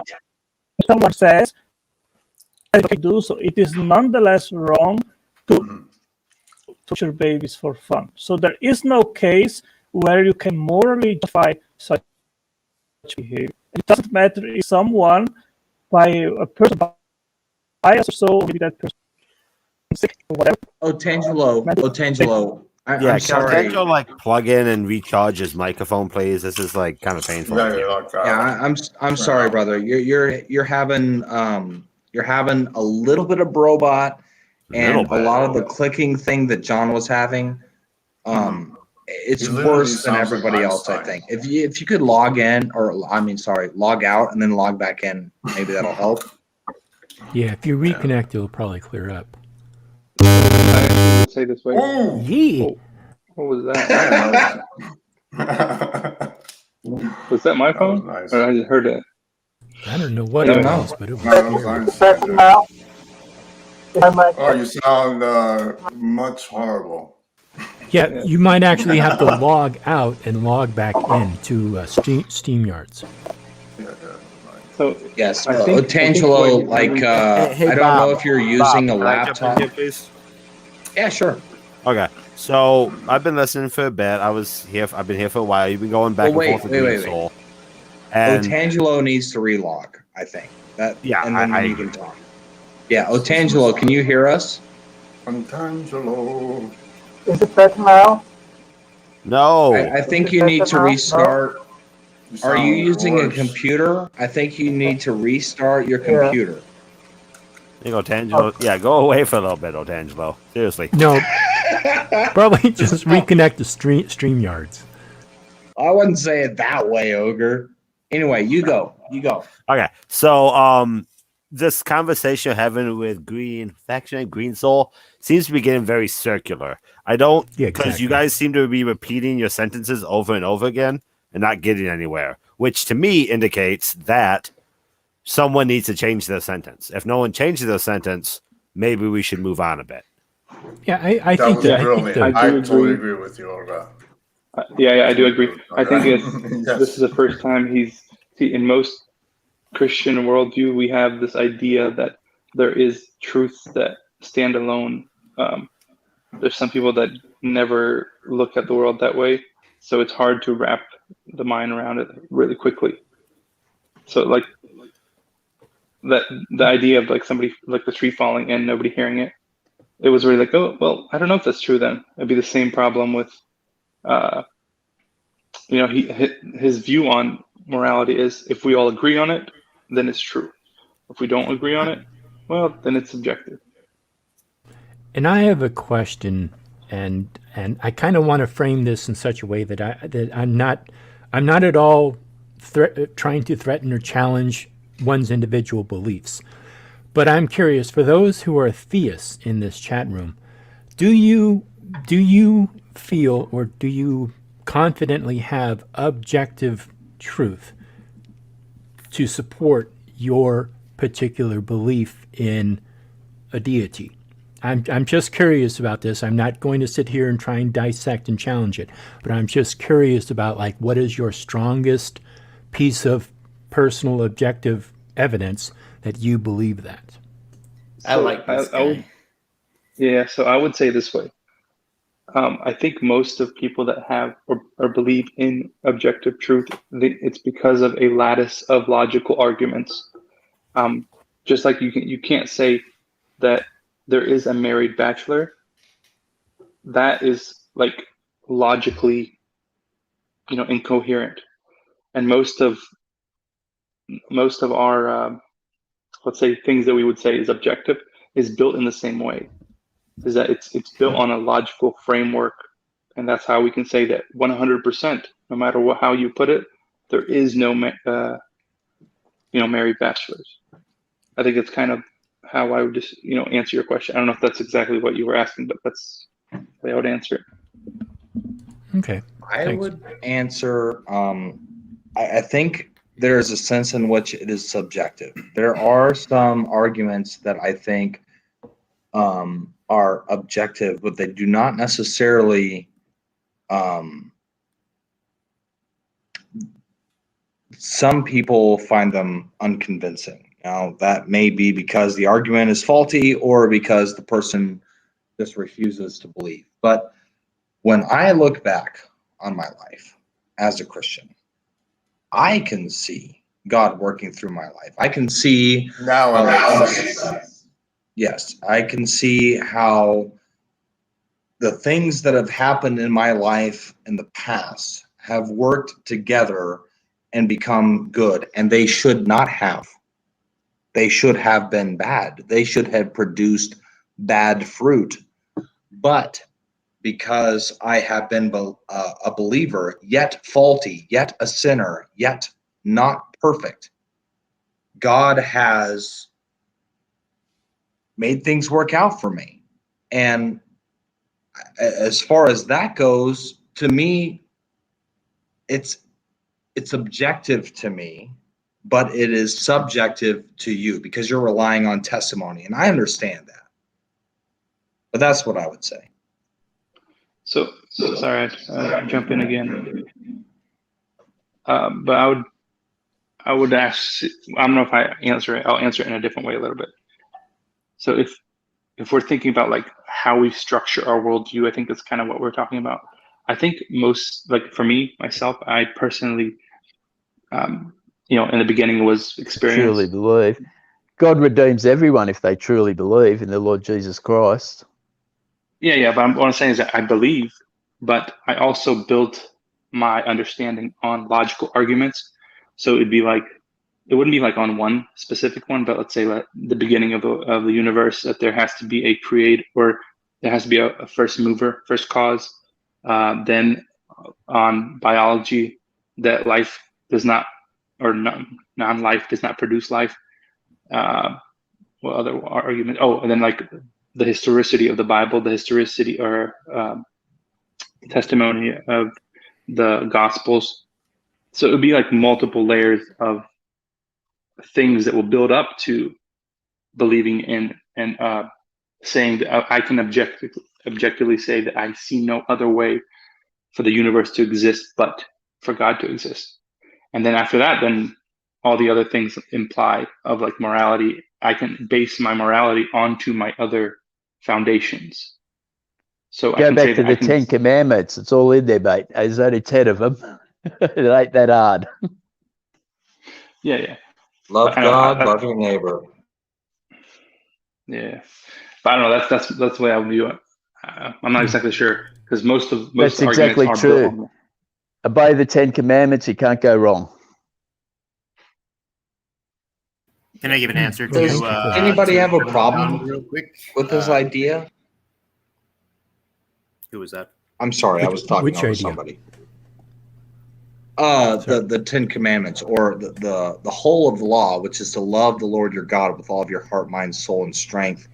And then the second one is like it, to love your neighbor as yourself.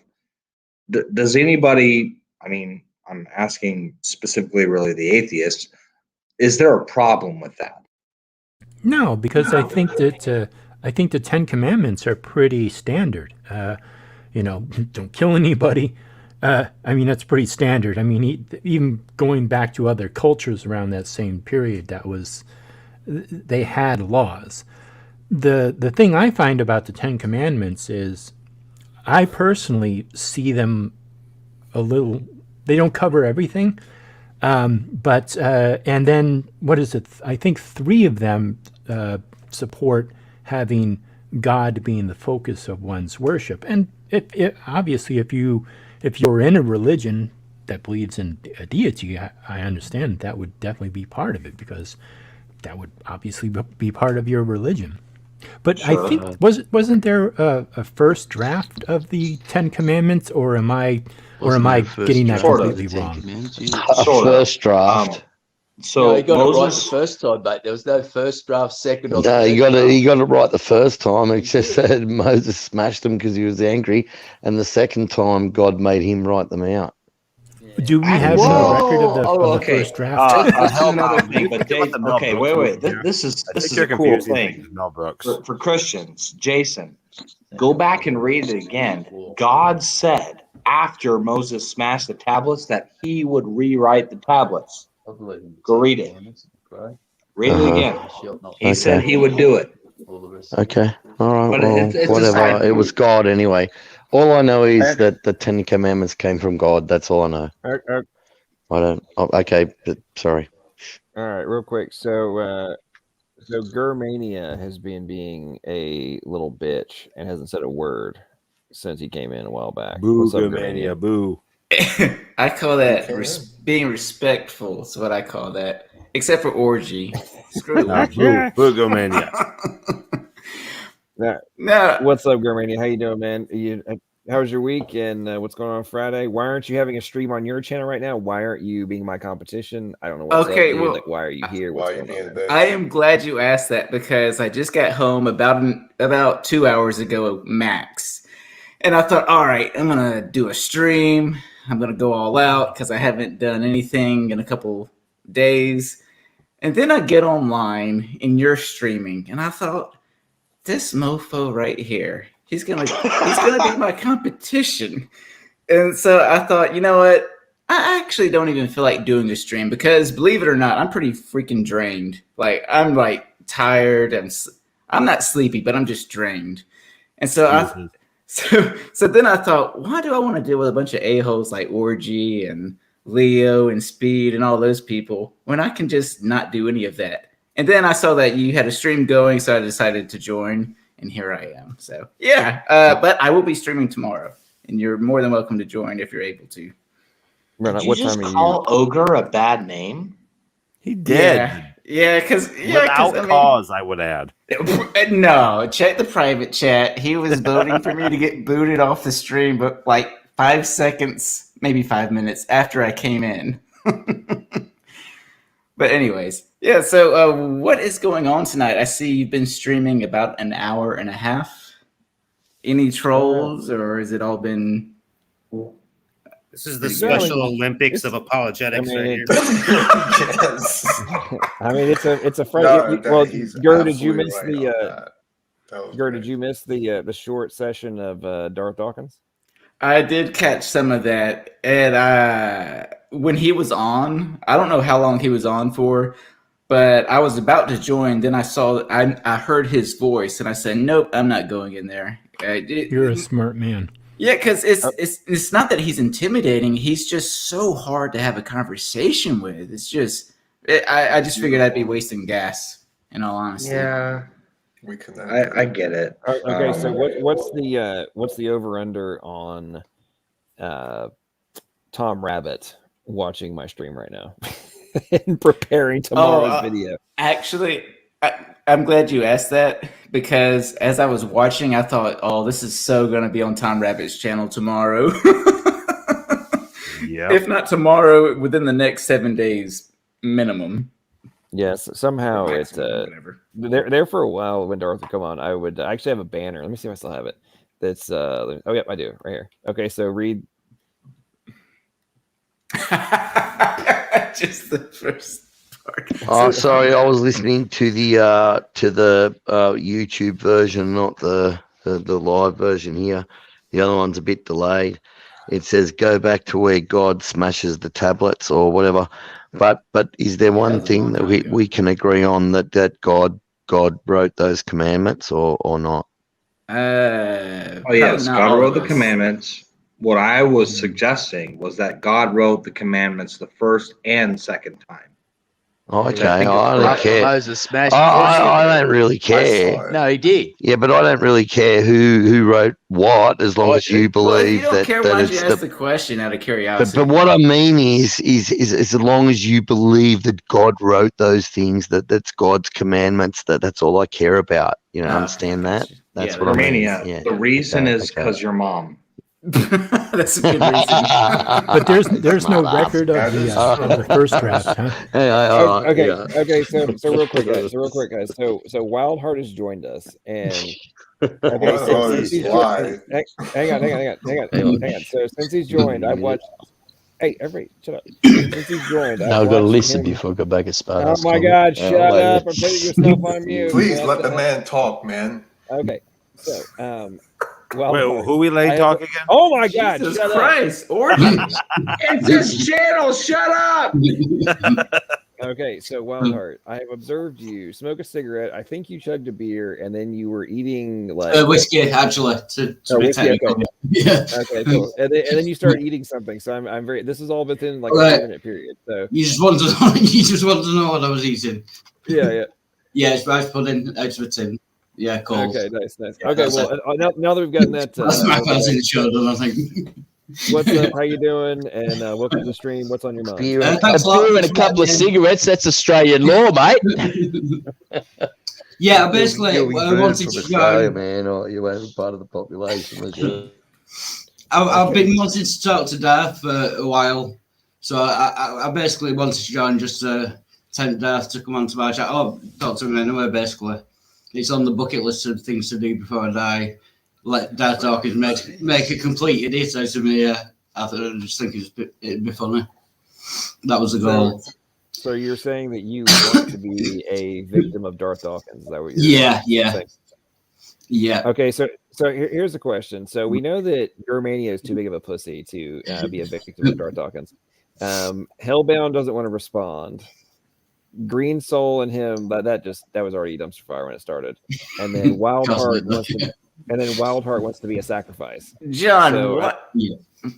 Sorry, go ahead. I interrupted. Germania, you just got done saying that you were afraid to enter the stream to deal with. That's not even remotely close to what I said. You said you weren't really afraid, but you didn't want to deal with him. That's very much what somebody says when they're afraid. No, I don't want to deal with annoying people. That has nothing to do with them being fearful or frightful.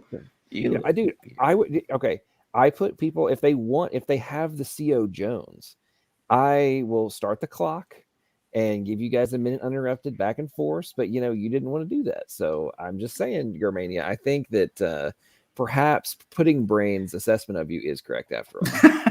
Should have known his name was going to come up. No, but listen, I'm sure there's people that annoy you that you do not fear whatsoever, but they annoy you, so you try to avoid them. I think we all have people like that in our lives.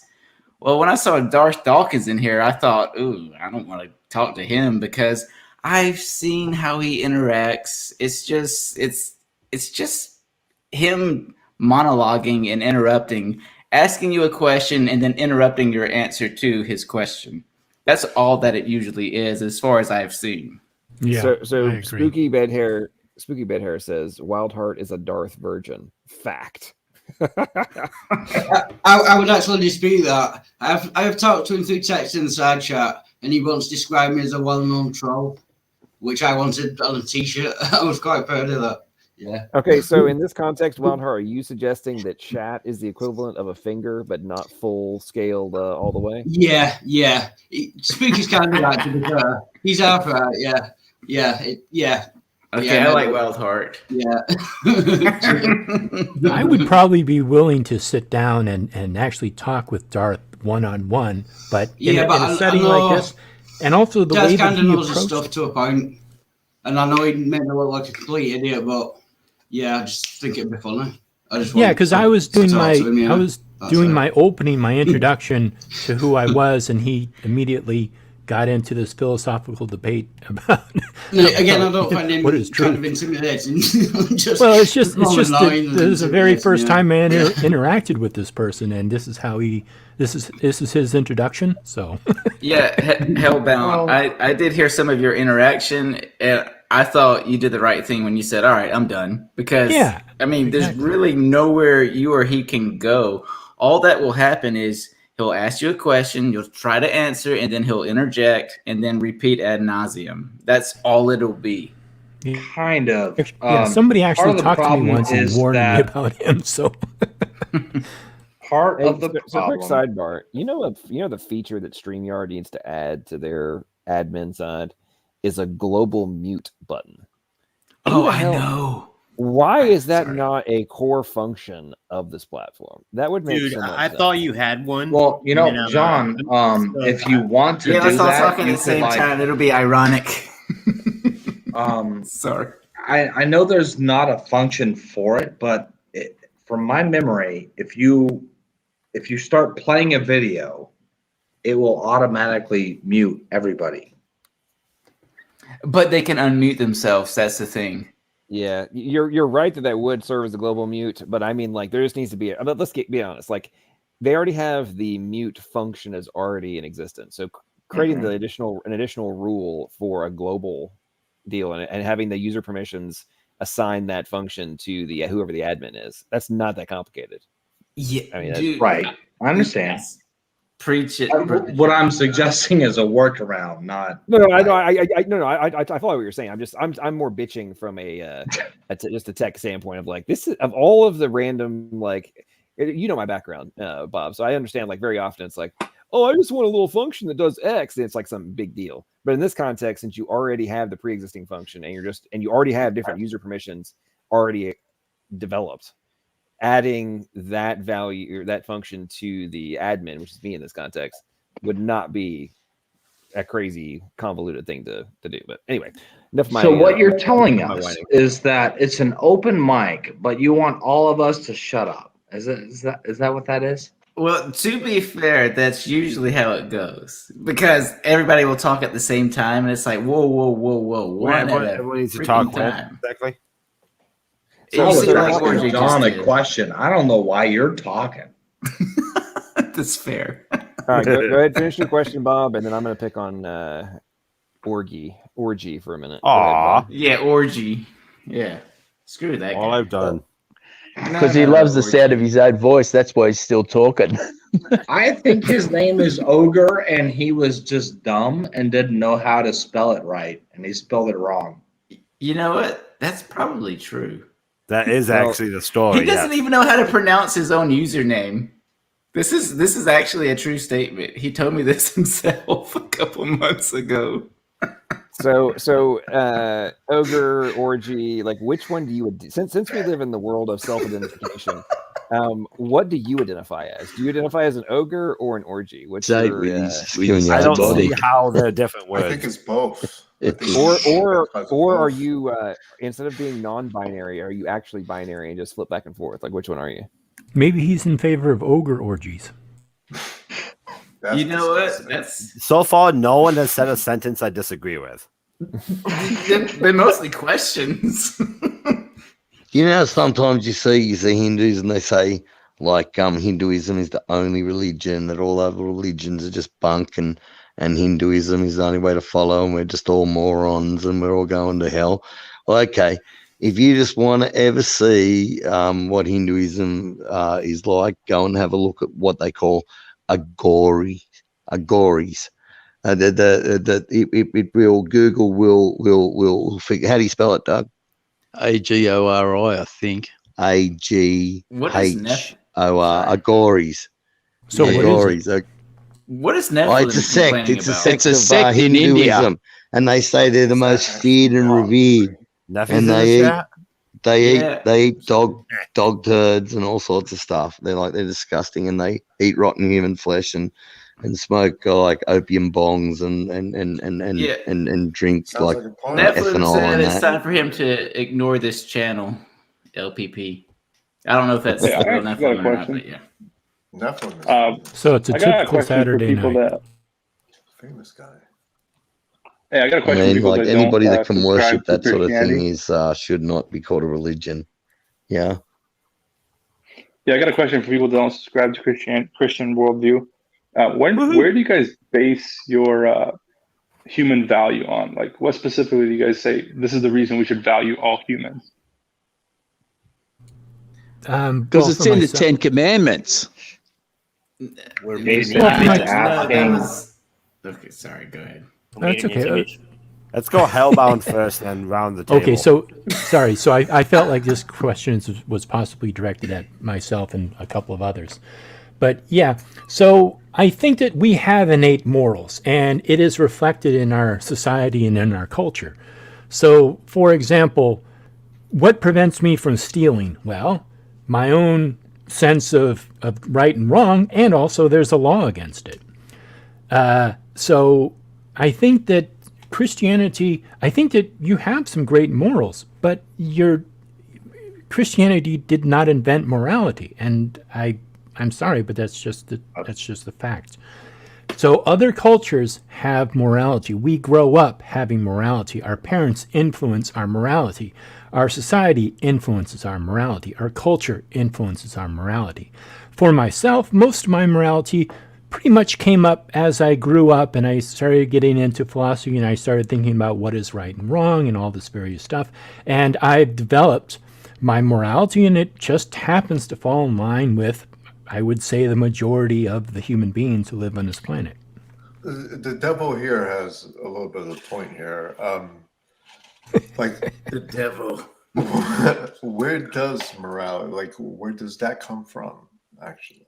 Yeah, that's Does it that's come my from question us or something? specifically. Yeah.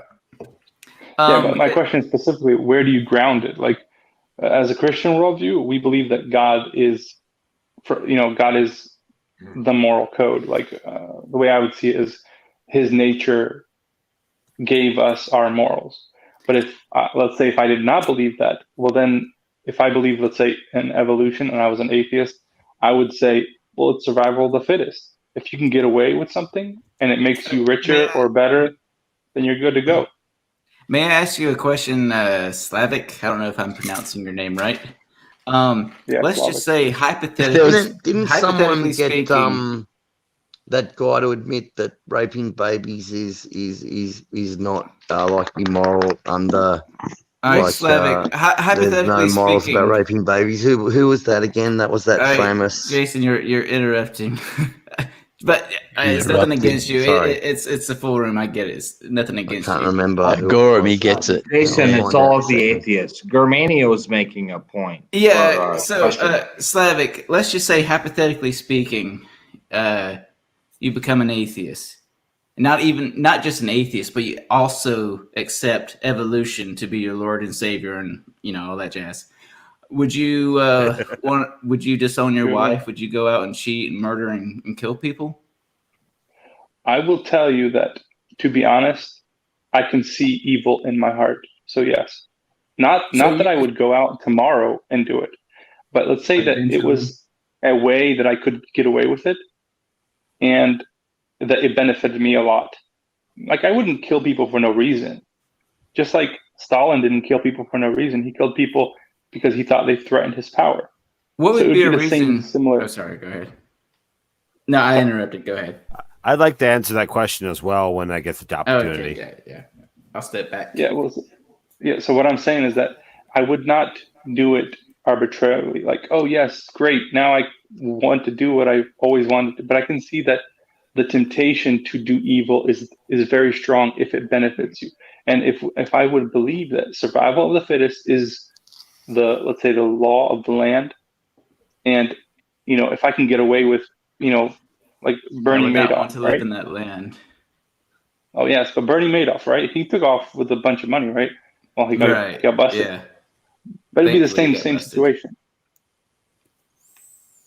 If this were the only life, there was no afterlife, I would kill everybody that disagreed with me, become the ultimate king of kings. I'd probably die in the process, but this is the idea. I was about to say, Yeah. what made you think you would Are you from succeed? Russia? Right. Yep. Hey, can I answer? I would make the attempt. Are you a Putin? So, hey, so Yeah, orgy, go orgy. yeah, I'd like to answer Slav's questions, and I'm also a non-theist. One, Bob, I believe 0% of what you just said. I don't think you do any of that. Two, You're wrong. Personally, well, I'm more than comfortable with me being correct on that. Two, I personally believe that all morals are subjective and there is no absolute morality. And three, I'm fine with that because society exists just fine. If I'm right, society exists no differently. So there you go. I mean, that's kind of the thing, Ogre. If moralities are subjective, It's orgy. Yeah, orgy. Is it? Orgy, for sure. I'll call him Ogre. Everybody calls him Ogre. He's orgy. He's always Orgay. Okay. I'll answer I'll that. call him What's Orgay. up? I'm spamming. Call him Orgay. All right, Orgay. I've thought about this a long time. Now I was raised a Christian, so keep that in mind. I've always had that worldview in my head. I don't remember any time in which I did not believe in God. But if there's no point to this life, if there's no continuation, if there's no infinity beyond, then nothing matters. And if nothing matters, then why not do what I want? Why should I care about? I would that's disagree with that nihilist. statement, Bob. I would That's disagree with basically that a statement nihilist. on the basis that you don't have a reason to believe nothing matters. you're stating nothing matters. You don't have to have like it's a black and white fallacy. It's not that God says it matters or it doesn't. You don't need a reason for having an opinion. You can just have an opinion. You cannot kill people because you don't want to kill people. Like, I don't want to kill people. I don't have a reason why I don't kill people. I just don't want to kill people. And that's completely legitimate. Yes, I don't cut myself because consequences of killing people. I don't cut I think we jump into If you had a reason, why wouldn't you? Say that again, sorry. That's a good question. I think Who said we're that? jumping into. Who said? Who said that? Yeah, I lost the plot too. What? I'm also like a few beers in. My Mondays are usually drunker than most. What are you Fridays, drinking? Whatever. Isn't it Friday? It's Friday. Ogre, you don't even know what day it is. You know somebody he's in Mars. has more. You know somebody's had more than a few beers when they flip-flopped Monday and Friday. I'm an atheist. I tell the truth. Look at me go. I'm on Thursday, 12 o'clock right now. Either that or Ogre's actually. Does anyone know who Sam Harris is? Don't let Satan distract no, you from your question. I've heard of them. I can't recall. Jason just interjects. There's some atheists that admitting under evolution, there is no morals, that raping babies is not against, like there is no morals against that under evolution. That's what he admitted. How about the baby likes it? Sorry, but why do we have to use the analogy of that? Because it's saucy. I think, that's why. I do think that we're jumping to I'll get the actual reference soon. I'll get it for you and I'll give it to you. The reason that people use such horrible, disgusting scenarios is because when so let's say a Christian is using, is it okay to rape a baby? Matt Dillahunty said it in a debate just recently, and I can get the actual debate for you. I will find a debate where he actually said it. Matt Dillahunty said it's okay to rape babies under evolution. I'll get the debate for you. I will find it, but it's going to take a while.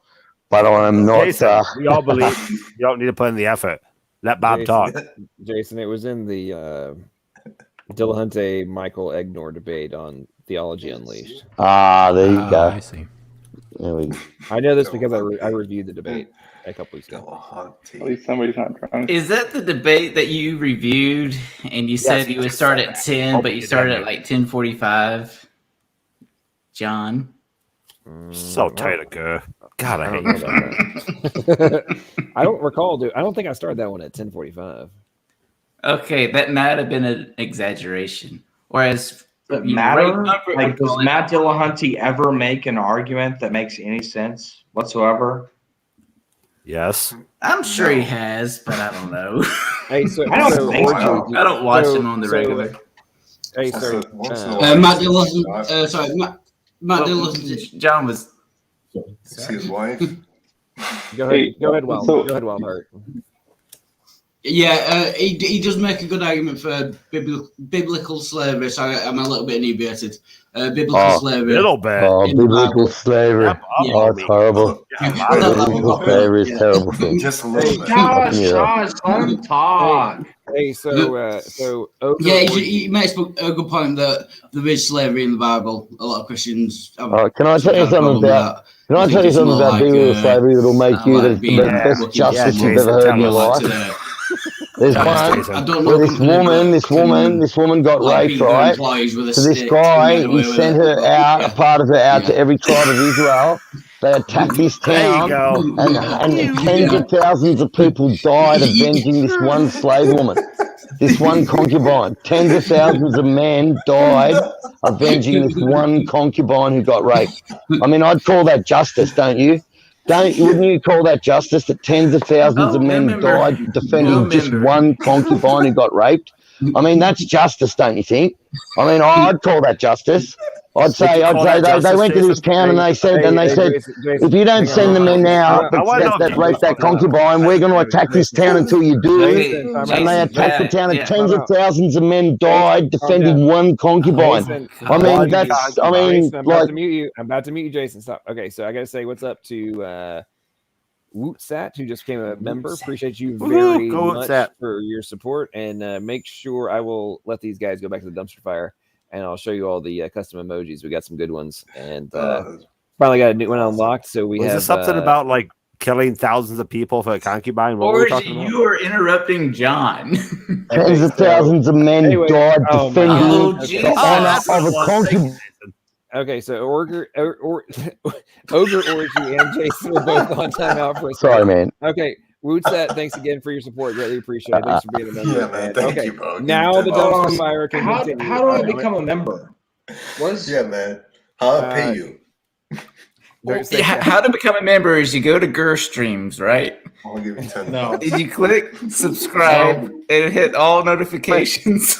I literally. I mean, when do you ever hear about, say, some slave girl somewhere in some country getting raped and tens of thousands of men dying to defend her honor? Okay, I mean, when do you hear about that? How do you become a member to your channel? Like that's justice. That's justice in the Bible. That's Bible justice. I mean, you know, like you talk about how evil the Bible is and all this sort of stuff and how misogynist it is. One concubine got raped, so this guy, he sent a piece of her to each tribe of Israel, and they all turned up and they just assaulted this town. Tens of thousands of them died assaulting this town. They eventually got the people they want, and they killed every single person in that town to pay them back for what they did. I mean, that's justice. There was a question if someone can say that's not justice, I mean, you know, what? How many were raped again? Oh, God.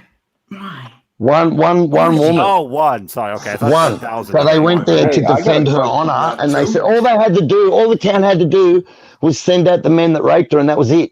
And it would have been all over. But they wouldn't do it. They said, nah, get stuffed. We're going to defend them to the end. So they said, okay, smart asses, we warned you.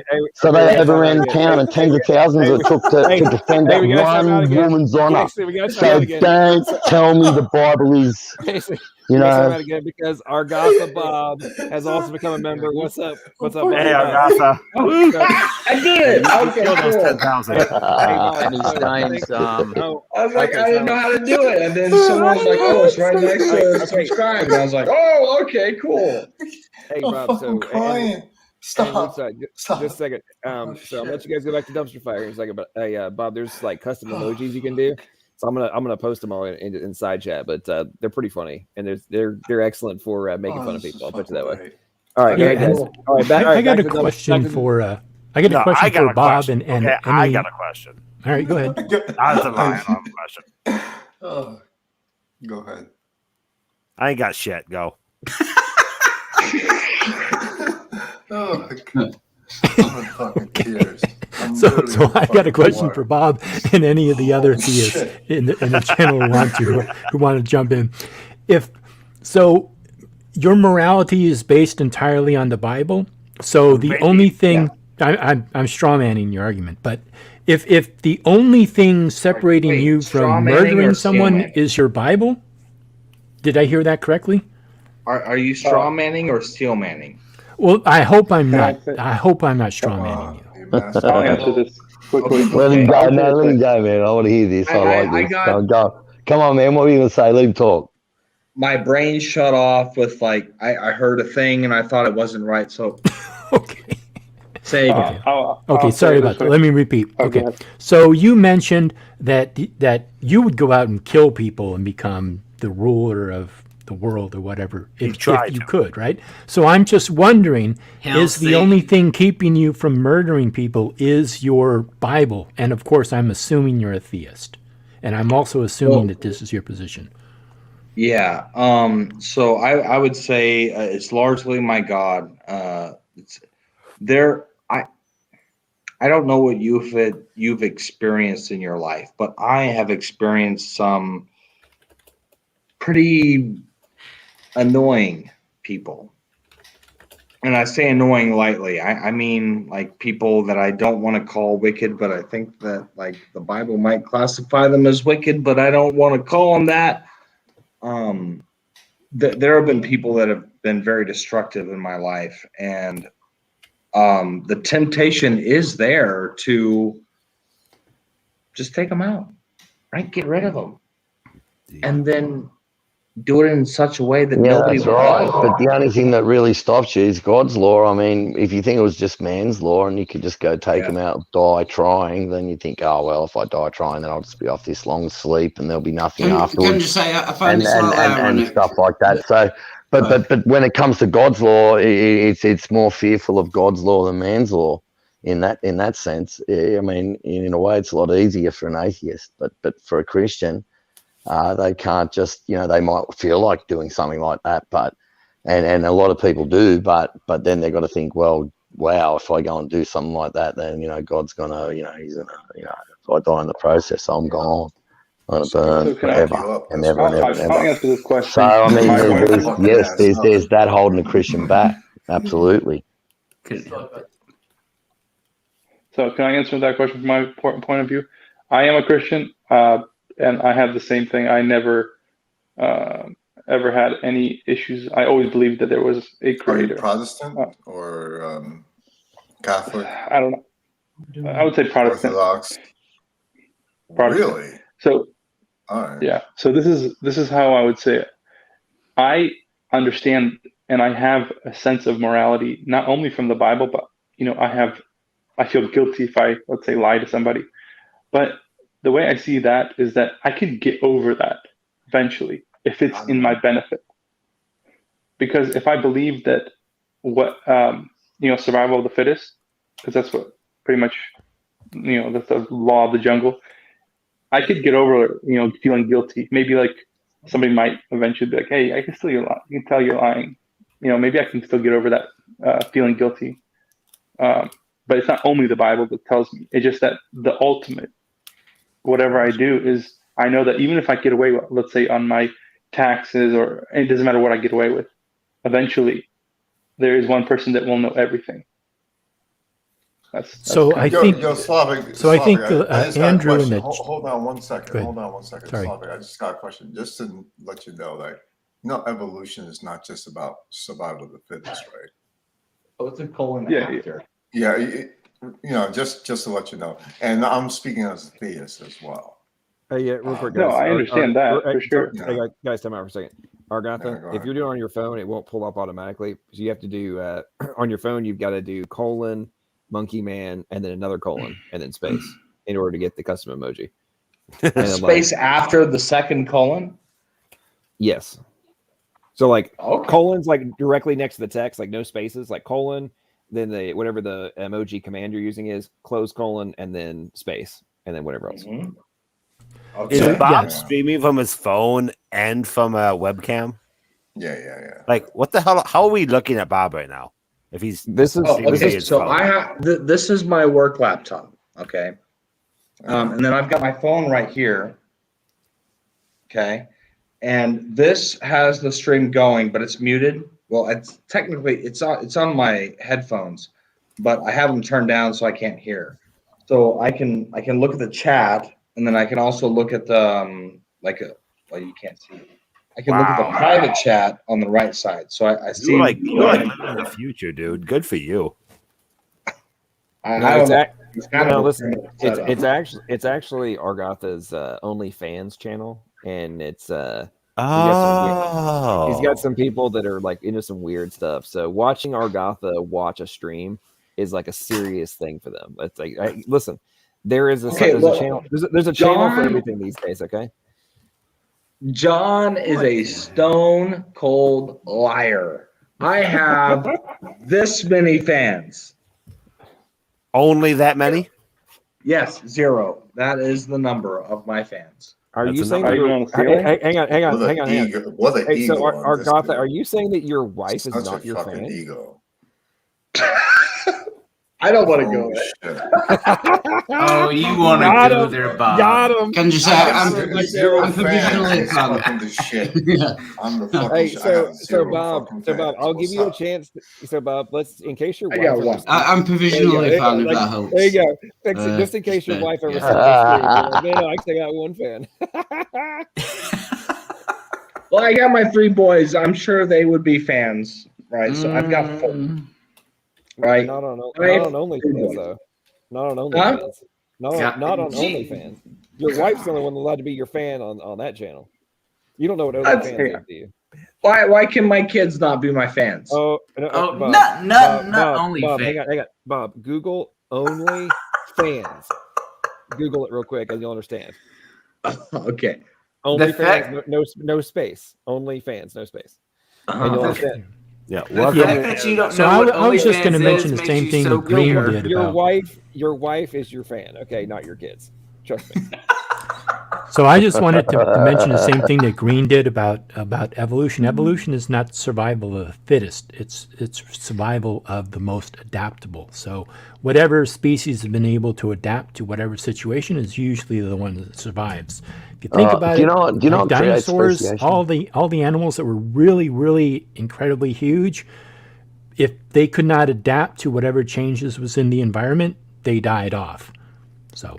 Can I also tell you what that also happens with climate? Like if you're happy or sad, right? Say you're happy and you become sad. Well, the way your DNA methylates, it's actually fact now. That sadness and depression can kill you faster.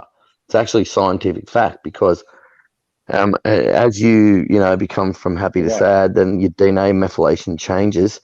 And it switches off good genes and switches off on bad genes. And then say you become happy instead of sad, and it does the opposite. And say you go from a toxic environment to a healthy environment where there's more oxygen and cleaner air, and you start eating healthier food, or say just the environment alone can change the way your DNA methylates. And you've got over 5 million different genetic switches in your body. So you can literally just by being happy or sad or changing what you eat or breathing more cleaner air more often or change the way your DNA methylates, and you can switch on good genes or bad genes, or say you wake up every morning and then you have some what do they call that stuff, that yellow stuff that Indians eat all the time? Phlegm? Rice. yeah, that powder. Anyway, you know what I'm saying? Well, you have a teaspoon of that in the morning and then you fast for a while. Well, that'll teach your body to switch on good genes and bad genes. Because, they found people that go through like long periods of famines, the ones that actually experience the famines, they actually don't experience anything beneficial, but their children from that generation after, they're much more genetically stronger. And so like you can change the way your DNA methylates within a very short amount of time. It's like you don't understand if you start feeling more positive and about your life and start doing more positive things and stuff. You can literally switch off bad genes and start switching on good genes and make yourself live longer just by being more positive. I mean, it is literally more. It is scientifically proven now. It is not like even the evolutionists will agree with this. You do have genetic switches that no matter how you eat different, whatever you do, just it affects the way your DNA methylates, right? And it can switch on different this and switch off that, and you don't want to be switching off good and switching on bad. You know what I mean? So. It's just it's very complex, and that actually pushes speciation. By the way, you can actually change shapes of bones within a very short amount of time, within less than a lifetime.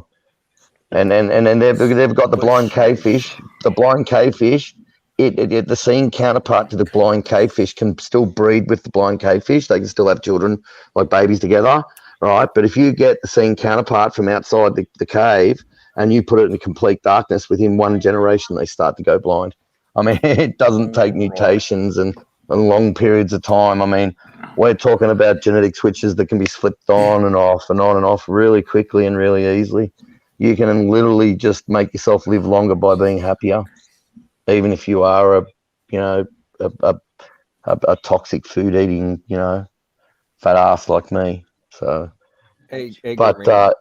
so Gert, how do you feel about the fact that you don't get to use the custom emojis? How does that make you feel? Okay, so I posted one of them from my phone, right? I did :_monkey man or monkey face, whatever it was. And it posted on my phone, right? And then immediately after that, it said only members of this channel can post this emoji. And I'm like, I'm looking at it right here, but then I look at the screen and it's not posted. So, yeah, but I don't despise it enough to join.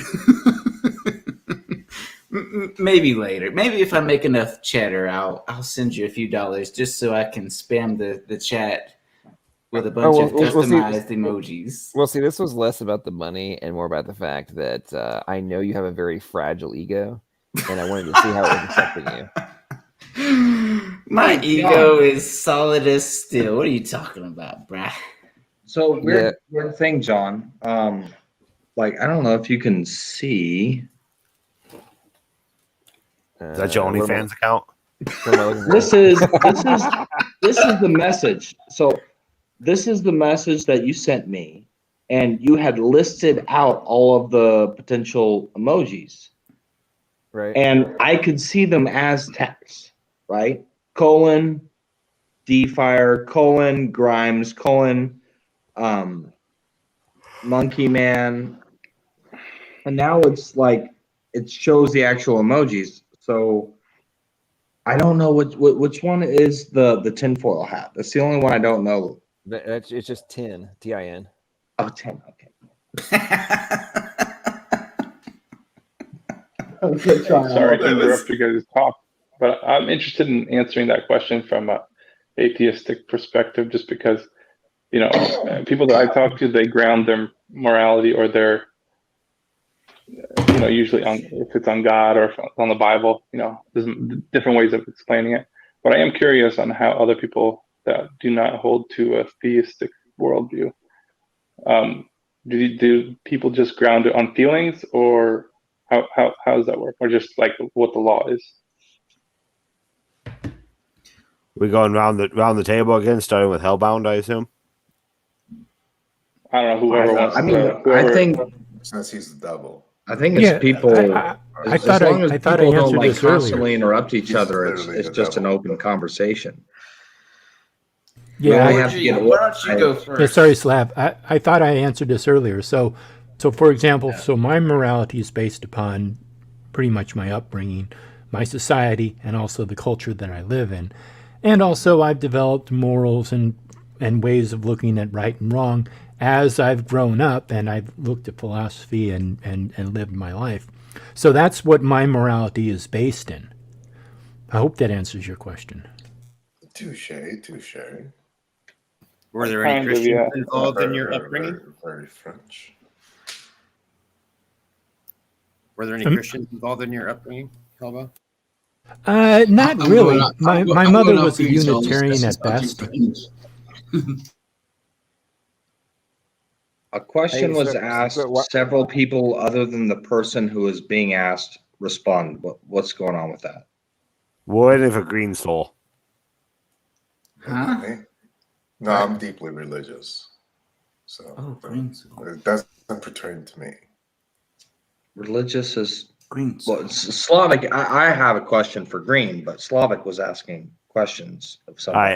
He was asking the atheist. What was the question? No, I was just asking. Yeah, I was asking what specifically are the morals based in. I understand like Christians base it either on the Bible or God.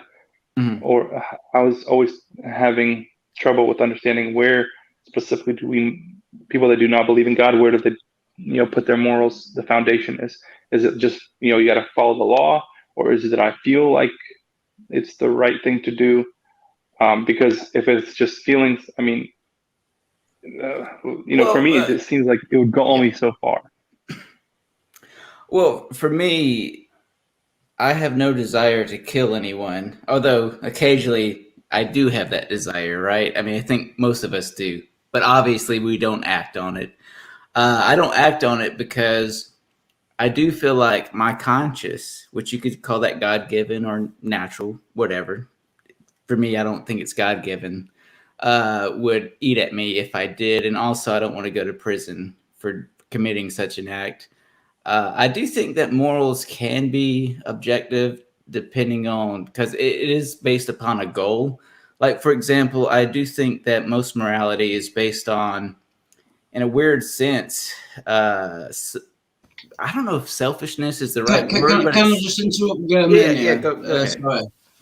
I just wanted to point out in the side chat, Timble has accused me of interrupting people. I just wanted to interrupt Germania to refute that blind assertion. Carry on. Hey, real quick before you continue on, Germania, I have a serious question. So, Wildheart, how many rounds of whiskey have you had? Rounds. That was full about 10 o'clock this morning. Wait, what time is it right now for you, Wildheart? It is 10:05.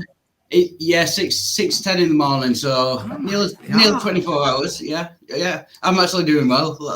that's a good. Okay, so let the record show I'm not as much of a drunkard as some of you would like to think of me as. Okay. Now, I'm the drunkard around here who's trying to take that crown away from me. Now the follow-up question is, Ogre Orgy, how many beers have you had? I'm halfway through my 4th right now.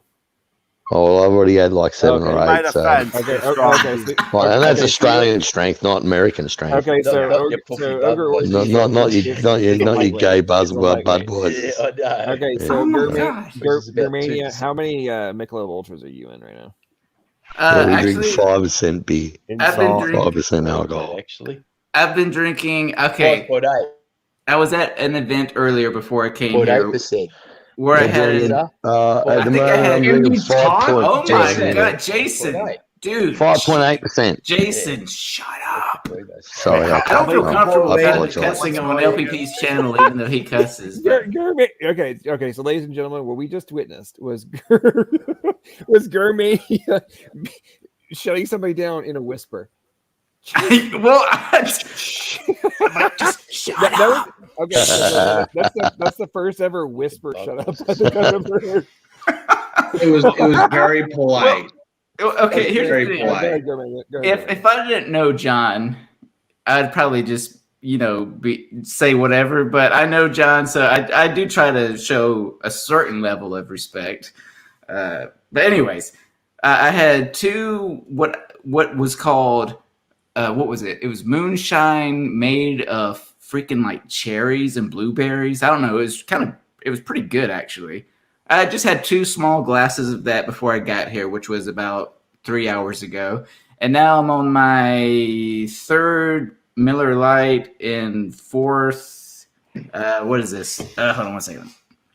Bud Light Seltzer, which is 5%. That's not too bad. Grow up already. Graduate high Miller school. Lite and Bud Light, really.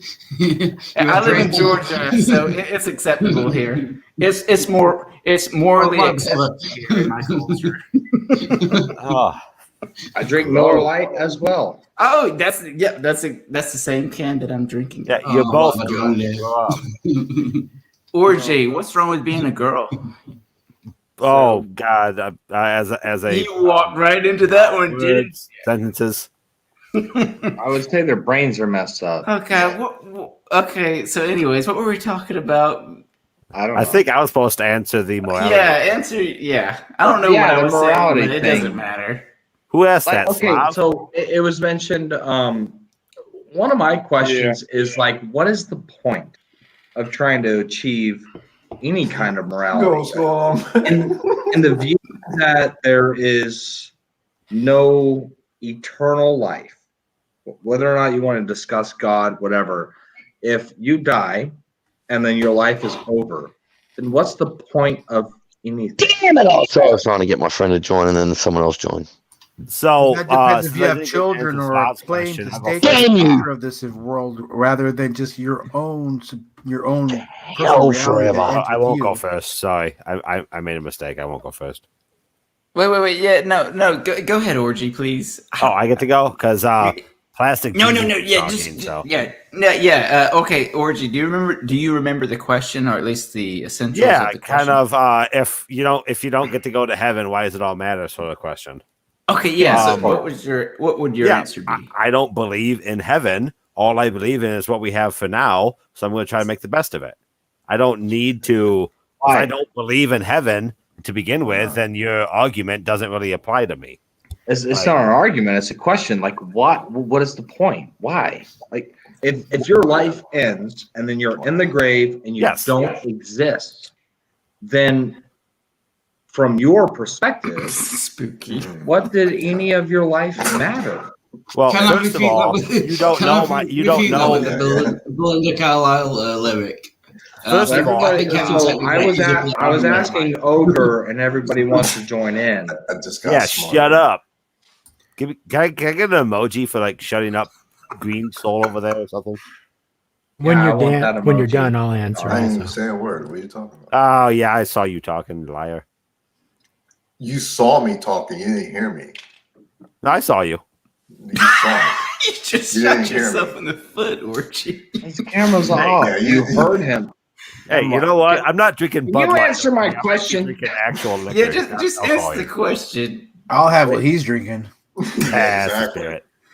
If life ends and then it's gone, if your life ends and then it's gone and there's nothing, then what did any of it matter? What's the point? My response to that afraid? Oh, sorry. One, having some sort of forever impact on the universe isn't a prerogative of mine. Two, I don't know. I'm not going to have a forever impact on the universe. Okay, I'm stopping the fight. Stop. Wait, right, stop. Wait. There's no fight. Who's saying stop? Let him make his soul picking a fight. Wait, how many? Go ahead, Orgy. Go ahead, please. Let him give his response. Orgy, that's for you. Yeah. One, eternal impact on the universe isn't a prerogative to me, to repeat. Two, I don't know if I'm not going to have an eternal impact on the universe. Maybe I am Shakespeare. Who knows, right? And three, this question entails that I have your particular beliefs and justifications for those beliefs. We have different views on what's important in life. So what do you mean you saying none of it matters is not something I would say. I don't believe none of it matters. So your question imposes a set of beliefs on me I don't already have. Well, I'm not. It's a question. I'm not imposing beliefs. Well, your question entails certain pre-assumed things, such as my impact in the world is going to end, or that my impact in the world matters to me. I'm sorry to be a pain. Wild Heart is raising his hand. So You're only proving Arctic right.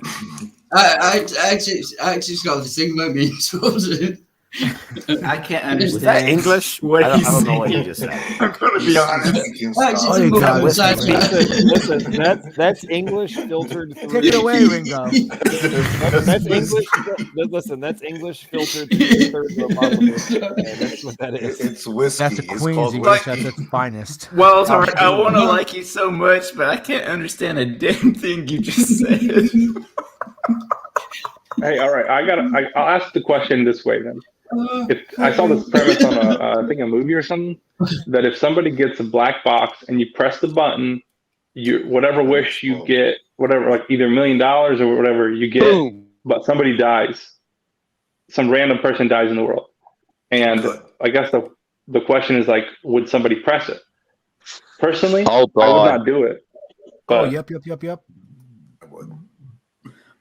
A random person? There's an African child right now that we don't give a shit about. What's the difference? That guy's dead, bro. Wait. Is it a random person? Can I choose who dies? No. You can't choose. But like, it's just a random person. If it's your son or some random dude, It was random. He said a random person, so probably someone we don't know. Oh, most likely somebody that you do not know. Oh, it's fine then. I probably would not press that button. There's millions of people dying we don't know right now that we don't give a shit about. So what's the difference if another one happens? If you take benefit from it, if you don't know about it, it doesn't matter. There's people dying right now of So you would press the button? Yeah, why not? It doesn't affect me right now. That there's probably like 10 fucking people that died right now of a horrific fucking. So as long as it doesn't affect you negatively, it's not immoral. How can it affect me negatively if I have no? Your brother that died. Hold on. We're not plastic. We're not talking about whether or not it directly affects you. We're talking about what is moral. A random person does not affect you. There's a random person dying right now. So it's not more. Right it's not now. immoral Think about to it. you. Are you crying? Are you praying for him? No. Take advantage of the situation, like Wait, everybody else does. Wait, Plastic Jesus, you're saying that it's morally Don't call him that. to kill a stranger. Well, okay, PJ. How about PJ? Plastic is fine. People is fine, but you have no moral Fair enough. adherence to the person that is witnessing whatever atrocities happen to them across the globe that you have no affiliations with. What's the difference? You feel it right now. You don't feel it right now. Who's dying right now? Do you? Yeah, but I'm not intentionally killing someone I don't know, though. That's the difference. Would You wouldn't know. It wouldn't matter. But you would be Great. responsible. Are we going to listen? Because you Are knew we about going to listen for another hour on two atheists arguing about what is moral? There's no atheism here. I'm just talking about reality. Reality is No, the fact that well, there I are mean, people there's a dying few across the atheists. globe right now. As we spoke, it's probably about who real. knows how It's many real hundred life. thousand people just died right now, and who gives a shit? You don't. I don't see you crying. I don't see you. Okay. Wildheart told me. But I'm not killing those Wildheart, strangers. speak. I'll give you some grace. Do you believe that? Plastic Jesus says there's no atheist in here. Wait, Wildheart. Bob was. Was Will slurring through some words again? I didn't quite catch that. Wait, Bob was saying something. Bob? Wild. I just wanted clarification. I think I'm right in my assumption, but I want to clarify for the sake of the audience and for my conscience. Plastic. Do you believe that Jesus died for your sins according to the scriptures, and then he was buried and he was raised from the dead according to the scriptures? As according to scriptures go, that's what follows. But I wouldn't want any man to die for my sins. I'll stand for my own. I'll stand up Did straight Jesus and strong. die for your sins or not? Not for mine, no. Maybe yours, but not mine. No. Wait, Not but mine. you No. just said. maybe. So you're going to die in your sins? Is that what you're saying? If somebody has something that they feel they are that weighs on their soul so much that they need to have a scapegoat to forgive them for what they've done, then they have something they're going to die with. It's going to send them to eternal hell intuitionally, and know Jesus Christ will save them for their own mind. So it's all about the whole individual person. Yeah. So have you done anything wrong? Nope. You've never done anything wrong in your entire life? Nope. He's killing a person. Plastic. I Plastic. believe What do you both of us is consider to be wrong, if anything? Murder. Okay. Rape. Okay. So you've never murdered or raped anyone then? No. What about lying? What about specifically bearing false witness? Do you know what that is? Yes. Did you take the cookie out of the cookie jar? Did you do that? I did, and I'll take the fucking Yes, you blame for it did. as my own. I'll take the spanking as You're I going would to if I hell, did, dude. but I did You're not. going to hell, you So fucking who stole the freak. cookies Wait, from the wait, cookie wait. jar? You're a freak. You're going to hell. Not me. So you have taken something. Yeah, I like that view. Hold on, Plastic. It's lonely at the top. You're not allowed to take that cookie. All right. Fuck a cookie. I don't need that cookie. You're It belongs not to them. allowed. Why do I need their fucking Bob, cookie Bob for? was asking. Why would I a good want their point. cookie? Why would I want their cookie? Bob, I try have my again, own fucking please. cookies. I don't Your know. mom I don't told you to understand. say- your mom Plastic. told You you to said say that you no. did take a cookie. Did you Right. take the cookie or not? No. Why would I? You did not. He's I make my lying. own cookies. He's lying. Okay, so you have Prove it. not taken cookies from anybody. Nope. Correct? Nope.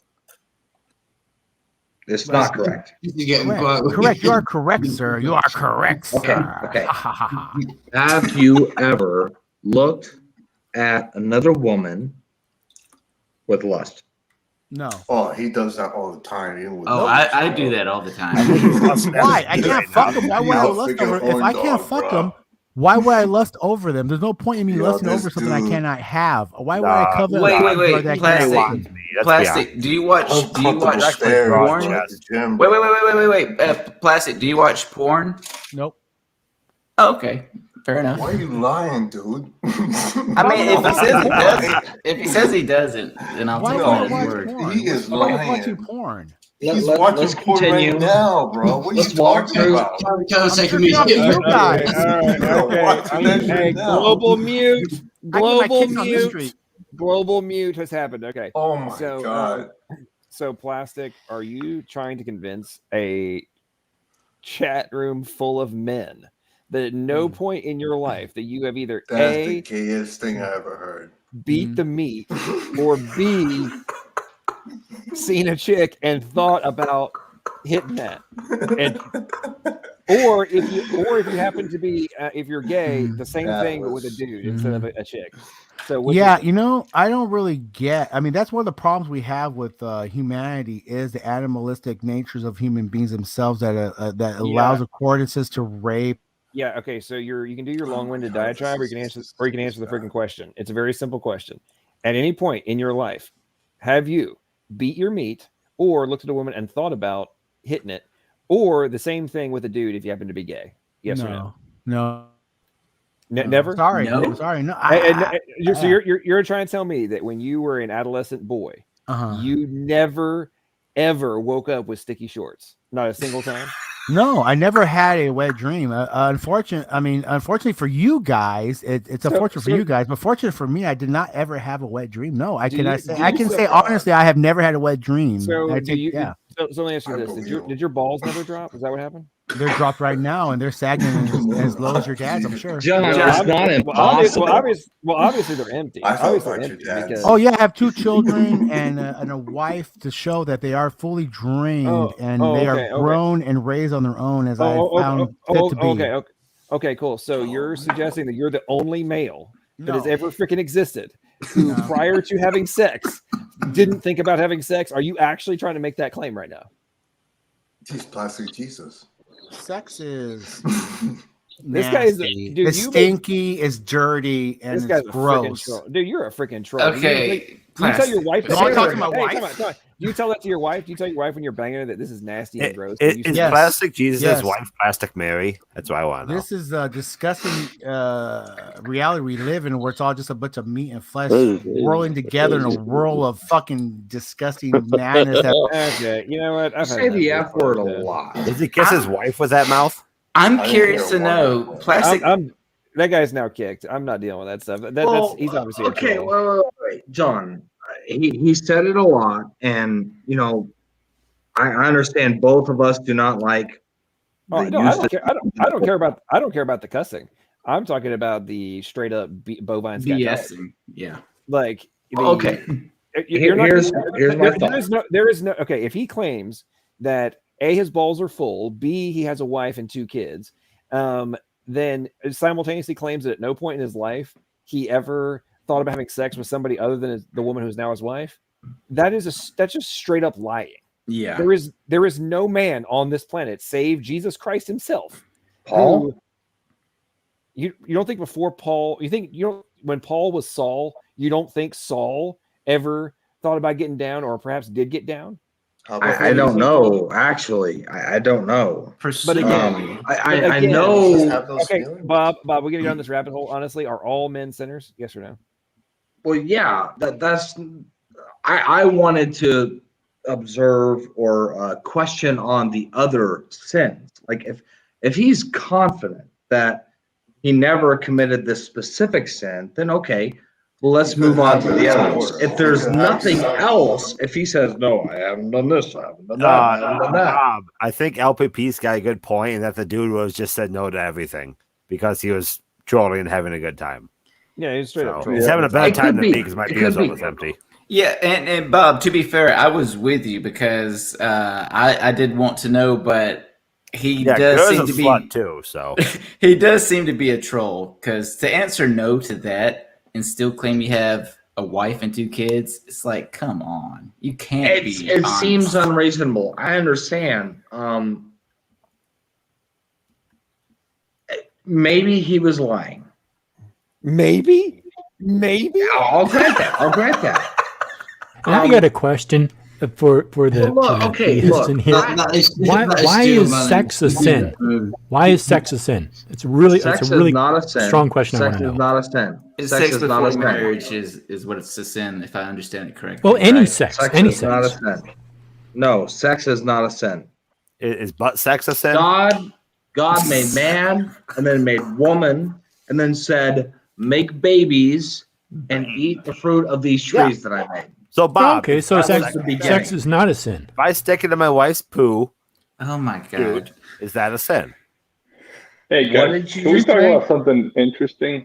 This stuff is weird. There's something more interesting than sex. Hey, listen, Slavic clearly, given his avatar, he clearly has a wife or a girlfriend. He does not want her to hear. My face is going to be on this video. I apologize. When it crossed over into butt sex, it was like, okay, got to. Yeah. Okay. Yeah. So I did hear I'll correctly. squat in penance for upsetting you. I'll tell you. No, it's all good. But I did want to hear you guys answer on that question on the button. If you guys press the button and it kills somebody, and you get either $1 million or whatever you wish for, but you don't know the person, just go ahead. Yeah, I'll go first. I would like to say I wouldn't push it, but I don't know what I would do if I actually had the opportunity. I'd like to assume I wouldn't because I value human life enough. Okay, shut up. My turn. No, I'm just kidding. No, I don't think I would push it just because I wouldn't want somebody else to be in that same position of power and have the option to do that to me, even if they don't know me. Because it is a stranger, yes, that I'm killing, but I wouldn't want to be the stranger in that situation as well. So I hope I wouldn't push it. As far as I can tell, I wouldn't push it. But granted, if I was in that position, you never really know until you. Do you guys know what Germania just did? He just said he wanted to follow the golden rule and to do unto others as he would have them do unto him. Mm-hmm. Yeah, there's nothing. I like that rule. That's one of the few things Jesus said that I'm like, yeah, I'm with you. I'm good. Wait, what thing did he say that you're not with him? The whole, cut off your arm if it makes you sin. Gouge out your eyes if it causes you to sin, that sort of thing. I'm not a fan of fashion, Brad. He doesn't actually mean chop off your freaking arm, and like it's. I know, but you do know this, right? Okay. So if you know this, then why are you making a dumbass statement? Because he still said it. So does he? So if you metaphorically, it still doesn't add up. So if you use a metaphor or analogy that's not supposed to be taken literally, and then you have a dumbass who's going to take it literally, who is the dumbass? The person who said it as an analogy, expecting somebody's IQ points to be high enough to be able to comprehend what it meant, or the dumbass who doesn't understand it? Which one? John, I get that Jesus spoke in parables, in metaphorical language, and poetry.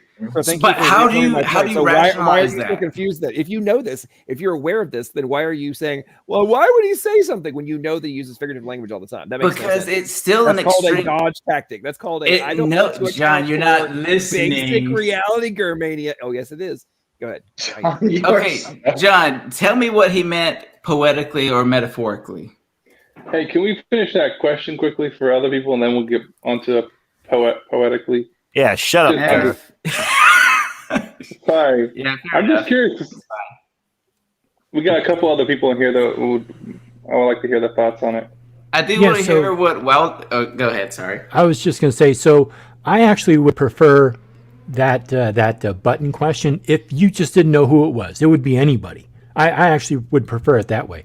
But I'll stick with the way that Slav posed it. I would not do it. And the reason why I would not do it is because it would be on my conscience that I caused the death of somebody. It doesn't matter how I cause a person to die. I could stab them, shoot them, beat them to death, stone them to death, hang them, burn them, but they're dead. It doesn't matter if I did it through a button, a gun, anything. That person is now dead and gone. So no, I would absolutely 100% definitely not. What if it's manslaughter and they come onto your side of the road and then it's a head-on? It's not really your fault. Then that's a completely different circumstance. No. The question is, Hellbound, why? Why what? Why would you not? I understand because it would be on my conscience. I killed someone. Isn't that enough? Why is that a bad thing? I'm sorry. I cannot bring myself to such an intellectually stupid level that I could possibly give you an answer to that question. Hellbound. Can I answer that question? Hellbound because Pantera Rock. Hellbound, are you about to make me go Darth Dawkins on you? Because you wait, do you guys disagree with me? Hang on. No. I think it's stupid to actually have to face the question of why do you think that murder is wrong when, as Darth was questioning you earlier, what is your ultimate source of the moral standing? You said you wouldn't do it because your conscience would weigh upon you. What is the source of your conscience? Empathy. And what is the source of your conscience? Empathy. Okay. I wouldn't want to What's die. the source? Okay. What? Okay, but why is it wrong? No. There's a difference between not wanting to die from a survival perspective and not wanting to kill somebody from a purely moral standing. Yeah. I mean, because just because you don't want to die doesn't mean that if you have some other benefit to killing somebody that you wouldn't do so unless you think there's something wrong with doing it. Empathy. Because I mean, you know what empathy is, right? Well, of course, you know what empathy is. But are you actually suggesting that people think that empathy is the ultimate root of objective morals? I don't know if it's other people's root of objective morality. I was just speaking for myself. The reason why I wouldn't kill someone is because I wouldn't want to kill someone. I empathize with them. I empathize with other human beings. Agreed. You know, it's the same reason why if you see somebody crossing the street and a car is coming, you're going to yell and say, "Hey, look, move," or you're going to do something. You're not going to let that person die because, for whatever reason, human beings, we've developed this ability to empathize with other creatures. We don't want to hear the pain of like a dog in pain. It bothers us. So you just stated, so for some reason we developed. There's heaps of psychos that love killing people out there. John's talking here, I know people that join the military because they want to kill people. You know, that's why they. My friend here, he joined the military because he wanted to go to war and kill people, and because he was in the army for so long, there was no wars. He left out of frustration because he couldn't kill people, mate. Did that guy kill 2,000 people homosexual, because a hole was touched? You guys need to understand. You guys keep asking, or you're not asking why. That's what I would ask. You guys keep trying to make comments. What about Jason's thoughts? Look, just let him walk himself into a corner. Hellbound. You know what? Why does your conscience matter? You think I'm talking myself into a corner? Okay. All right. I'm sorry. Can you repeat that question, Bob? Why does your conscience in regard to killing somebody, raping somebody, whatever, doing something horrible to a person that we all know is wrong, why does it matter that you should follow your conscience? Why? Oh, I have my mic on. It's empathy. I empathize with other human beings. I can see myself in them. I can put myself into their shoes. I would not want to do that to someone. We empathise with our countrymen. Anyone who tries to fight against us, we don't empathise with them very much. Hey, what if we modify that question and say, if you press the button, it kills a terrible murderer? Does that make it easier? I would probably press it at that point. Probably. Okay. If you press it. Well, actually, you know what, Slav? It kind of depends. Do I absolutely know for sure that somebody killed somebody, and did I know the person who they killed? No, you wouldn't know. You wouldn't know who it is, but yeah, Communists want to walk over our country, mate. Okay, so if it was somebody, if I could kill somebody who I knew who had killed somebody I knew, and I could seek vengeance on them, I would probably do it. However, if it was just somebody at random who was a murderer who I did not know, I would not do it. Can we hear what Wildheart has to say? I'm dying to hear this. I'm sorry. I am interested in why specifically would you not do it if it's somebody that you did not know? Why does your conscience matter in this regard? Yeah. Okay, I'm sorry. Who posed that question? Hang on. Let's allow Wildheart to give us some comedic relief. Wildheart, go ahead. Wildheart, are you still with us? Or have you Unmute yourself, Wildheart. Put down the bottle. I think Wildheart has passed out. I think he passed out on his computer. It's just a really shit joke. I was thinking if you push a big red button, was like kills Gmail. Okay. All right. The definite job description of the military is you go in there to learn how to kill people and blow things up. That's basically the job description of the military. If you join for any other reason, then you're a soft cock. I mean, like. Okay. All right. So we've now had the insertion of the comedy. Okay. For the record, I was a radio repairman in the Marine Corps. Well, you're a soft cock. If you joined and you didn't want to kill people, even though you're my friend was a mechanic, and he wanted to kill people, so that makes you a soft cock. Jason, question. He just sticks on it, doesn't he? Jason, should Bob want to murder or kill people, however you want to word it, to be in the military? There you go, Doug. There you go. I can't hear him. No. Jason, can you hear me? No, I can't hear him, but you can. I can't hear him. You can't hear it? No. What the hell is Doug? What is happening? Okay, because it sounded like. Okay, Hang on. Go ahead. You're talking there. Oh, sorry. Yeah, I joined the military so I could go to war and kill people for my country. When I was younger, I've grown out of it. I'm a born-again Christian now. I wouldn't do it now, but when I was younger in my 20s, I joined the army specifically to kill people. Okay, so now I was trained to do it. Yeah, now would you consider it to be immoral? Yeah, I would, unless someone attacked me first. Unless someone attacked my country, I would not do it. Okay, so do you think everyone in the military is immoral if they go out and kill people? No, they're just following the government's orders and that. You're trained to do it. Would it be the same for you? Not now, but when I was younger, I would have. Okay, but not now, right? Not now, no, because I'm a born-again Christian. Okay, so if you're a born-again Christian, you should not join the military? Is that what you're saying? I was in the military when I was 20, mate. I'm 59 now, so I mean, it's a completely different scenario. No, I'm just talking hypothetically. I'm just trying to follow the logic, that's all. If someone had a go at me, and it was my life against theirs. I'm not talking about self-defense. I'm talking about joining the military to kill people. Yeah, in the beginning, but now. Okay, Bob, you want to take a swing at this? Because joining the military for the specific purpose of killing somebody, I think is wrong. Yeah. Well, joining originally the military to defend your country. My whole family I'm trying to listen, Jason. Bob, sorry. My whole family was military from when I was born. My grandfather fought in World War One. My cousins fought in World War Two. My other cousins fought in Vietnam. And I was going to go to Desert Storm, but they had enough people and I didn't go. This guy is bullshit. I would have done it. Fucking way. This guy went to Desert Storm. This guy is fucking bullshit. Why are you making fun of him? Okay, shut up. Because he's bullshitting, bro. I'm not fucking bullshit. I've been giving me fucking number and everything, mate.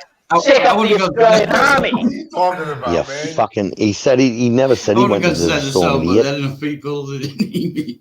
What was that? Why? You're the idiot. I mean, people change. He never said that. Go back as they get older, and listen to it again and see what a dickhead you are. Holy shit. As they get older, people change. You know what I mean? You're not like you were in your 20s when you're in your 50s. And who cares? You can go to war as a Christian and kill. If you're going to war to kill to defend your country and your countrymen, there's nothing wrong with that. You think we're all got to be like Quakers? I can verify. Like, who's this guy? This guy think we've all got to be like Quakers, does he? I would really like to hear Bob's perspective or questions on this. What? Imagine if China attacked. So you're going to fold. Talk at the same time. You're going to fold if China attacks your country. You're just going to hide under a fucking rock, are you? So They're Bob, the same go ahead, person. please. I'm 100%. I agree, Hellbound. They're the same person. No, they're not the same person. Doug and Jason live together. Yeah, I know. We've got no excuse for that. Okay. Bob, I think you were trying to say something. I don't know if you remember it. But if you do, please say / ask it. Come on, man. Remember. It was forever ago at this point. Okay, Germania. Yeah, it was forever ago. It was 30-something years ago. All right. People change over their life. Yeah, man. I think that if you join the military for the purpose of killing men, that's wrong. Well, you're trained to do it. You're an idiot. You don't have a choice in it. They shoot live rounds at you and everything, mate. I joined the military because I wanted to make the world a better place and by not killing anyone. Okay. Mm-hmm. Yeah, grow up, Bob. You slut. So if someone attacked America or wherever you're based, you'd hide under a rock. Yeah, you damn American. And you'd throw sticks at them or stuff, would ya? Yeah, go check your cell phone. Okay, Bob. Okay, look, I don't know what you're talking about. I was in Marine Special Operations Battalion. I was in the Marine Corps. Really? Yes. I was in the SAS, the Australian SAS. No, I was in the Special Operations Service. That's nothing. You can't stop talking, can you? You can't listen to somebody else talk. That's its emotion. What is he saying? I can't understand Wildheart at all. I was in the finest branch of the military in America, the Marine Corps. I was a Marine. I am. And if you ordered to kill someone, you're telling me you wouldn't. Finish. Let Bob finish making his response. For God's sake. Tell him later, Doug. It's okay. Okay, sorry. I got a bit carried away. Jason revs me up a bit. I am a Marine. I was in Marine Special Operations Battalion. I was in the unit, which was originally First Force Reconnaissance Battalion. That was handed over from the Marine Corps to what is commonly known as SOCOM, Special Operations Command. Okay, that's, I mean, you probably heard about it. The Navy SEALs, they fall under this thing. This is the elite of elite. Okay, as far as military in the Americas is concerned. I was in that unit. That's great. If you were ordered to do, you can't disobey your orders. I mean, you end up in the brig, mate. I even go to bed. This is dumb. This is horrible, man. I'm leaving. Fuck this. All right, Hey, guys, Bob. I'm gonna probably head out Good too. for you, man. Yeah. I believe everything You you're know saying. what? I don't know what I'm talking about anymore, though. I don't think anybody does. My beer is better than yours. I 100% promise that. Listen, I'm fairly certain that myself and Slavic, and maybe Hellbound, are the only sober people in this stream right now. Whose fault is that? That ain't my fault. I'm trying. I'm pretty sober. Everyone's trying, but nobody's sober. I mean, what can you say? I think Wildheart is like high, drunk, and hyped up on. Oh yeah, Wildheart's the biggest. On Coca-Cola, the biggest druggiest of us all. I'm just a bit of a dickhead at all times, but yeah. He's snorting Percocet, whatever you do with it. Well, we've only had a few beers down here, mate. I mean, ex-military, you only drink beer. Well, I think we have kind of two streams that these conversations is going. We have the one stream where we're actually trying to have a conversation about morality and ethics and spirituality and all that stuff. so And then we have another stream where we're just kind of having fun, which is nothing wrong with it. But I think maybe we might want to decide which direction do we actually want to go. Do we want to just go off the deep end and have fun, or do we want to actually have a discussion about ethics and morality and ethics and morality? Shut up, Doug. Crack open a you beer. better agree with ethics and morality, and we'll behave ourselves now. We've had our dribble, so we'll behave ourselves. Hey, I would say you guys are pretty cool say people, that, but I'm not. I don't believe you. Also, don't believe me. You late. watch. I could behave. Yeah, well, maybe I'll watch the stream afterwards, but I'm going to bed. So 1 Corinthians 15, 1 through 4, the gospel by which you are saved is that Jesus Christ died for your sins. According to the scriptures, he was buried and he was raised on the third day according to the scriptures. That is the gospel by which you were saved. He died for your sins. He raised from the dead. Confess that Jesus is Lord and believe in your heart that God raised him from the dead, and you will be saved. I do believe that. And he was born of a virgin. Yeah, Jesus had quite a bad weekend for my sins. Okay, as far as him being born of a virgin, yes, I agree, but that's not part of the gospel. Tug's uncle was actually a minister in a church. Okay, Bob. 67 Good to years. see you, brother. Have a great night. I'm Enjoy leaving some more before beers. Bob. Bye. Don't tell your wife that about OnlyFans. And Actually, and do it. And thank you for becoming a member too, brother. Appreciate that. Yeah. I love you, man. I love you, John. Take it easy, mate. Yeah. God bless you. Thanks, God bless you too. Have a great night. Oh man, and we lost the ogre orgy too, man. He left. Yeah. Okay, so maybe. Oh, sorry. Okay, so we now have let's see, 2, 4, 6, 7. We have some slots open. Who's joining? Oh, Iger's coming in. What's up? I used to have some slots open. Ogre, I was gonna say there you bye. go, flat earther. Ogre, I would have said bye to you, Iger's flat but you earther. failed without letting me say goodbye to you. But Ogre, Letting Ogre, bamboozle I with his appreciate you. bullshit. Holy crap, Jason! Silence.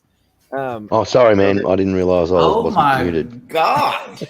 Ogre, it's good to see you, man. Thanks for coming in, and this has been fun. Have a good night. Man. Get some sleep.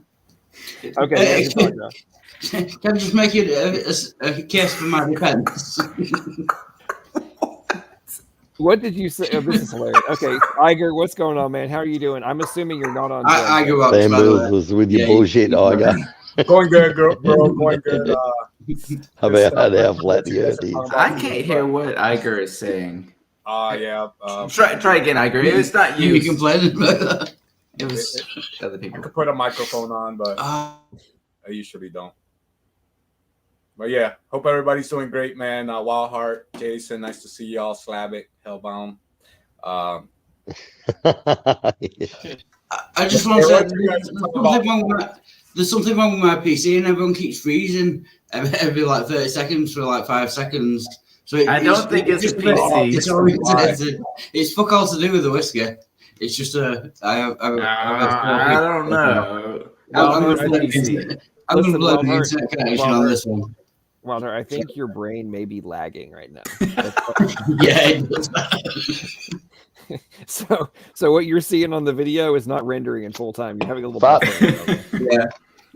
ain't planning, and he drowned in a vat of whiskey, right? And then they cremated his body, but it took like a week to put out the fire after they cremated. Okay, now I have no idea what Jason is talking about. All right. Snakes can fly. Matt, what's up, man? How you doing? Welcome to the stream, brother. God bless you all. Matt, you're really quiet. Matt, we can barely hear you. Can you hear me? Yeah, that's better. Yeah, all I heard something like saying you were very tired, and that was about it. Everything else is pretty quiet. And listen, Matt, just as a preface, this is a very loud room, so you will want to make sure that your microphone is relatively close. Otherwise, you will be talked over in perpetuity. Go ahead. Welcome to the stream, man. Yeah, no problem, man. Yeah, I was just pretty wiped from work earlier, but I figured I'd pop on here for a little bit. Well, this is full scale dumpster fire at this point. She's happening. We are. Nobody knows what Wild Heart is saying. We have no clue. Jason and Doug, I don't know what's happening with them. This has been rather interesting. It's been surreal. Yeah. Well, I did have a question for Hellbound. We've had a few beers. That's what's happening. Oh my God! Go ahead. Go ahead, Matt. Go ahead, Matt. So you talked about how empathy is your standard. Does that mean that you're pro-abortion or pro-life? What are you on that? Are you? And I'm probably going to mispronounce this. Are you Pig Zodily? Pigs can in fly. the chat? Yeah, it's just a gamer Oh, tag. pigs can fly. Sorry, my eyesight's not that That's good. all good. I'm sorry. Can you repeat that question then? Yeah, I mean, you said that your standard for not wanting to kill somebody was empathy, and I was curious, does that mean that you're pro-life or are you pro-abortion? Okay, I'm not pro-abortion. I'm pro-choice. So that's That's my the same position thing. on that. And yes, I believe that we have empathy. If you grow up, again, it really depends upon the society and the culture and your parents, how they raise you, and how you are grown up with the morality. Can But you see yes, the contradiction myself, in your standard there? do I see the what? Do you see the contradiction in your standard? Point it out for me. Well, you said that you're not pro-abortion, you're pro-choice, which is essentially the same thing. No, it's not. Yes, it is. No, absolutely not. Pro-abortion means that you're in favor of abortion, like, oh yeah, abortion is a great thing. No, Right, but that's if you're not giving, my okay, position. here's the problem though. If you're giving the woman a choice to either go out in this luxurious, fantastic life without a child, where she's obviously not going to have to worry about much else, right? She's going to take that over the child every time, just about. That's why there's declining birth rates. That's why there's declining fatherhood, in families. Okay, Do you not know that?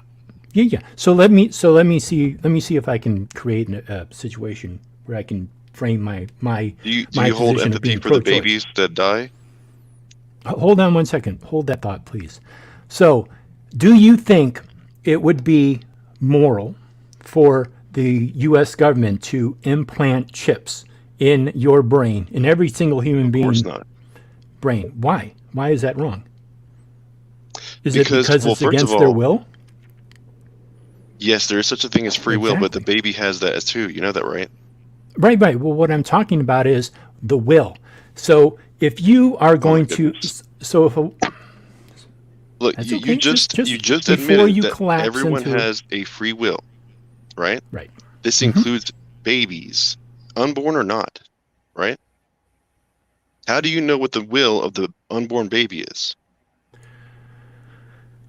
So, and yet you, what's the- you don't have okay, empathy for so- them, but you have empathy for everyone else that you'd rather not kill, right?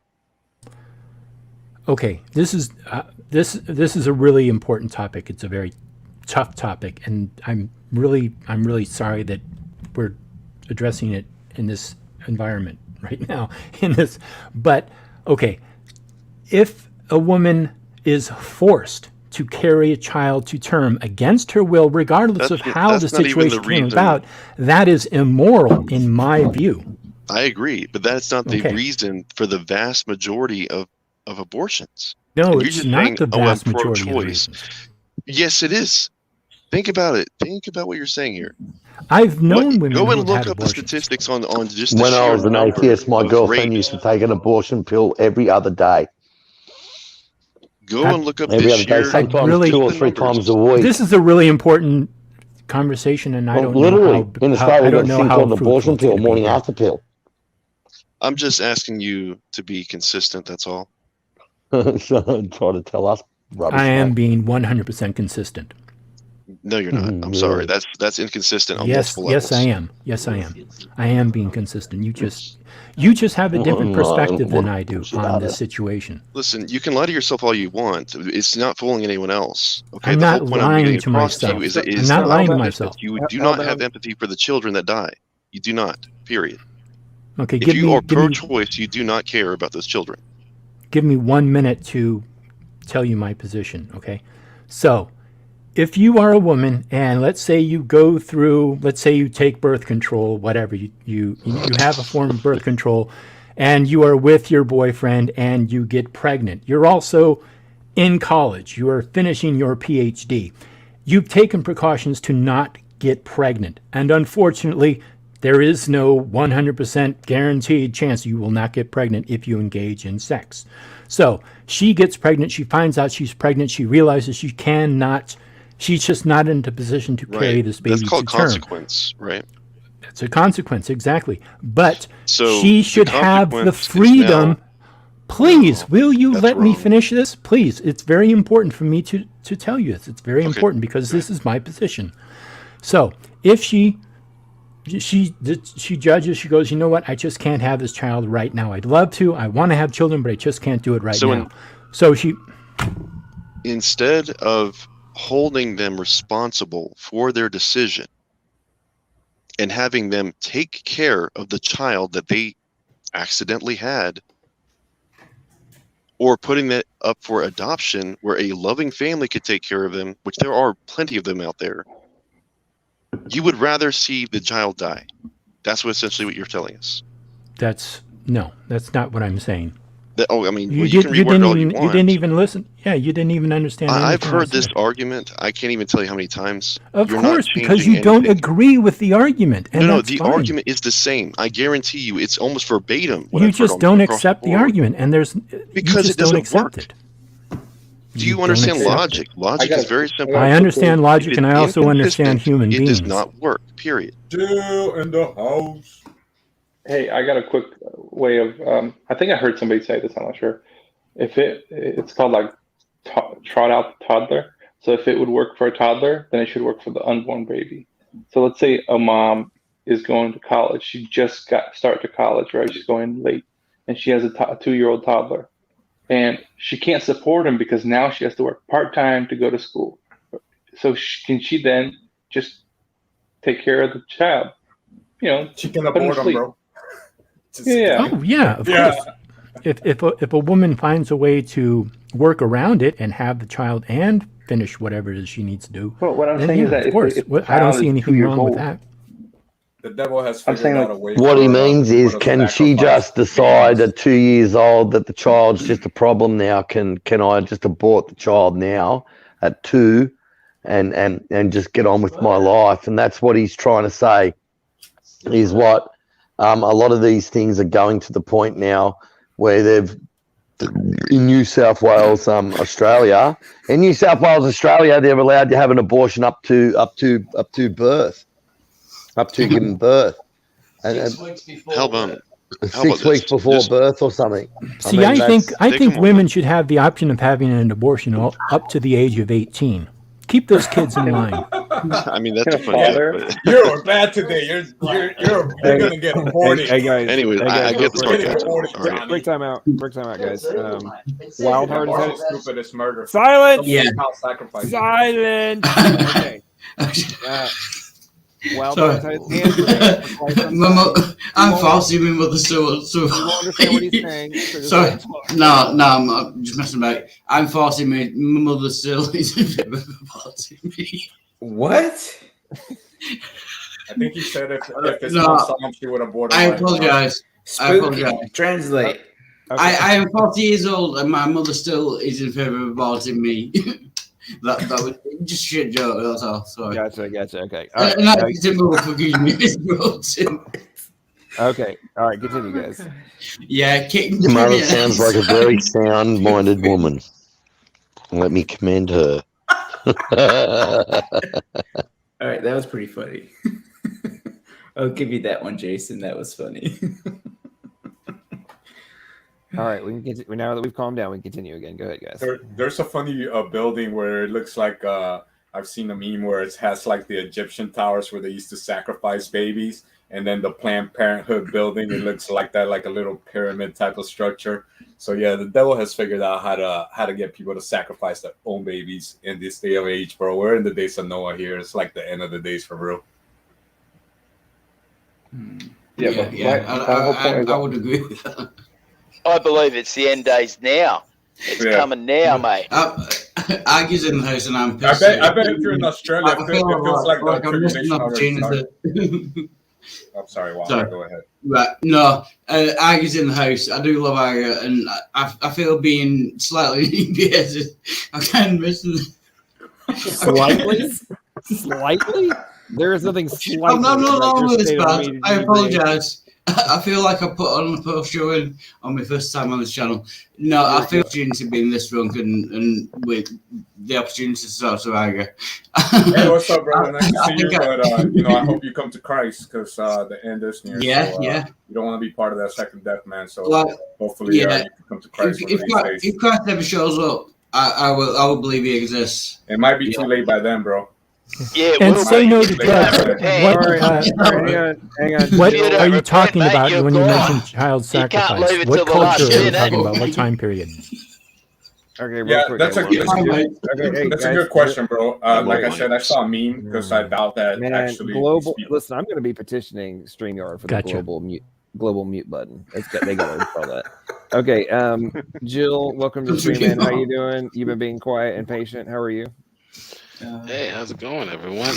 I was just wondering what Iger had in that syringe there. What's in that syringe? This one's a prototype, bro. It's filled with nanobots that have eggs that turn into Hydra, like the Marvel movies where they got this Hydra agents all filled up with this black goo. So it's an experimental trial, so we're still working on it. Okay, all right.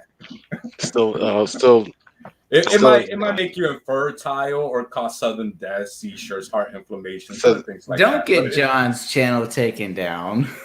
But don't worry, because wearing a tinfoil hat will protect you from it. So That's right. That's right. You could either wear a tinfoil hat or you could get a mask. Either one is fine. Or just put a diaper on your face. You have to you'll be double okay. mask. Yeah, make sure you put 2 diapers on your face and you'll be fine. How did the clinical trials go over in Africa with this? The clinical trials go over in Africa. Yeah, the holes in a mask are 100 microns, and the known size of the coronavirus is 0.01 of 1 micron. That's usually who Thousands of they times test them smaller out than the holes, you know. before they get. Let's not get his channel taken down. About that. We're not talking about that. Okay. Yeah, so let's jump back to that topic. Yeah, I wanted to know why. I heard someone talking about a PhD. I wanted to know why that would be a reason as to why she would not be ready to have a baby. Does her ovaries expire upon applying for the PhD or the school that she's attending? Oh, I think that was me. I'm sorry, I may have misspoken. I know PhD means something else. Wildheart's going to explain it. Yeah, it's qualification from a accredited university, not pretty huge thing. Yeah, what happens to her ovaries when she Thank you, applies? Wildheart. Why is she not able to have the child now? I think it's financial burdens. She's paying for a PhD. She's not in a financial burden. She doesn't want to pay for the child now. That's how it usually works. Wildheart, could you help me out here? So she wants to pay tens of thousands of dollars for her PhD, but she cannot afford to pay for a child that she brought into this world. That she accidentally brought into the world. That she accidentally brought into this world, right? She wasn't prepared for it. That she accidentally on purpose brought into this world. That she accidentally brought into this world. She accidentally on purpose brought into this world. Think about the logic here. What is the on purpose part? The fact that she had sex. Okay, and she used protection. Because of accidents, now we can go and murder somebody. Are condoms 100% effective? It doesn't matter. The point we're making is that even if it was an accident, you shouldn't have the right to go and kill somebody over it. Hey, Hellbound. You're missing the second part. No, you're missing the point.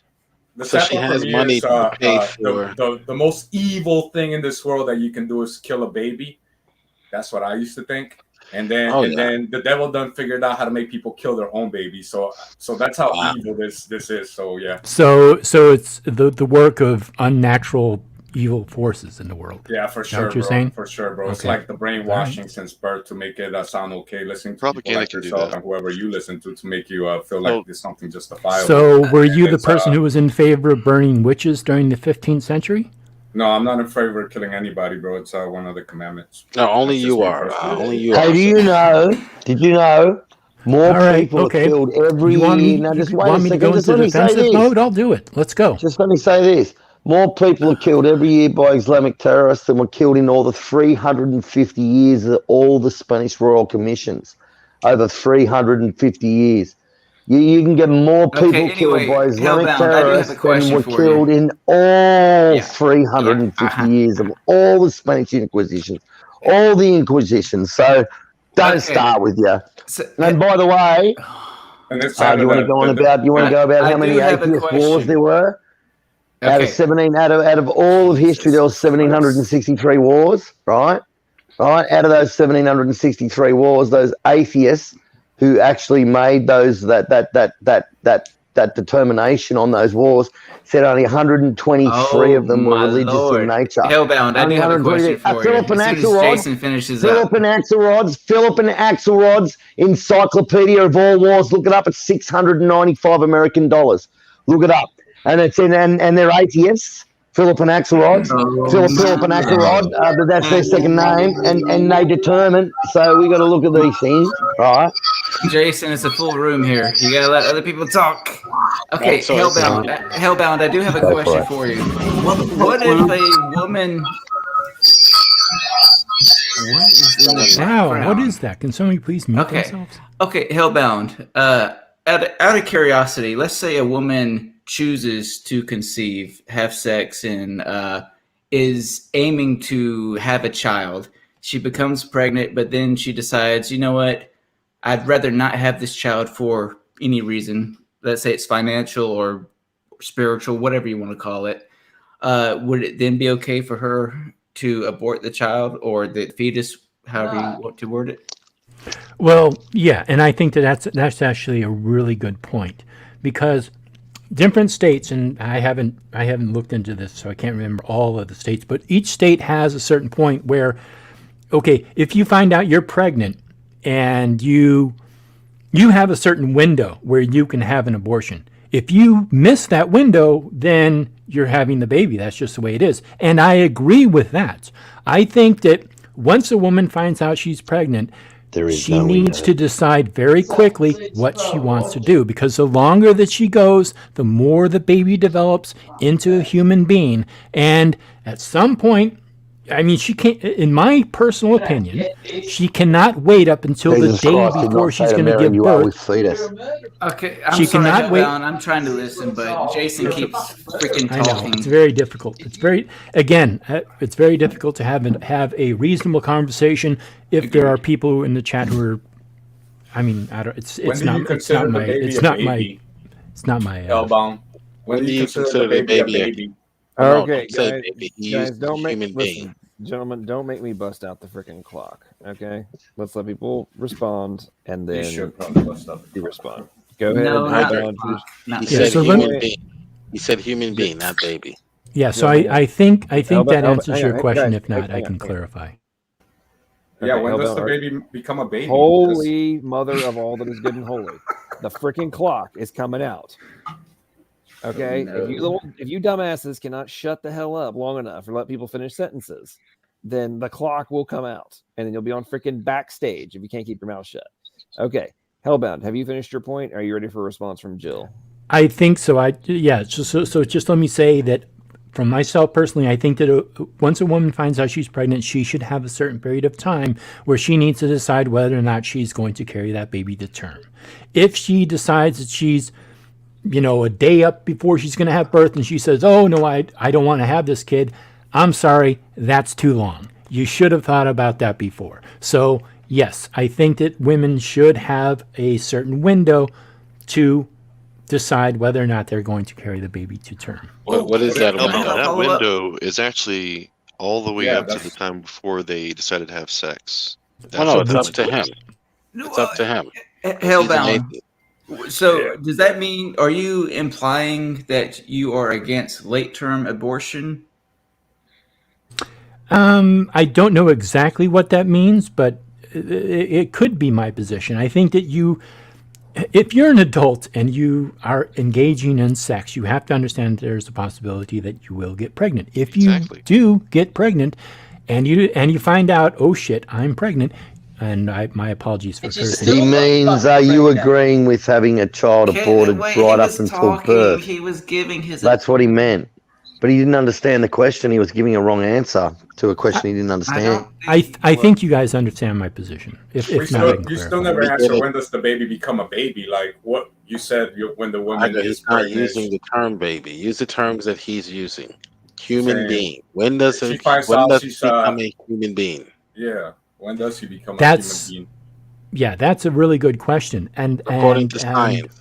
I don't really care what you think. Again, that's a really good question. For myself, I think that there is a certain window where you have to decide. Huh? According to science, who gives a heck what you think? What does science say? You're an atheist, right?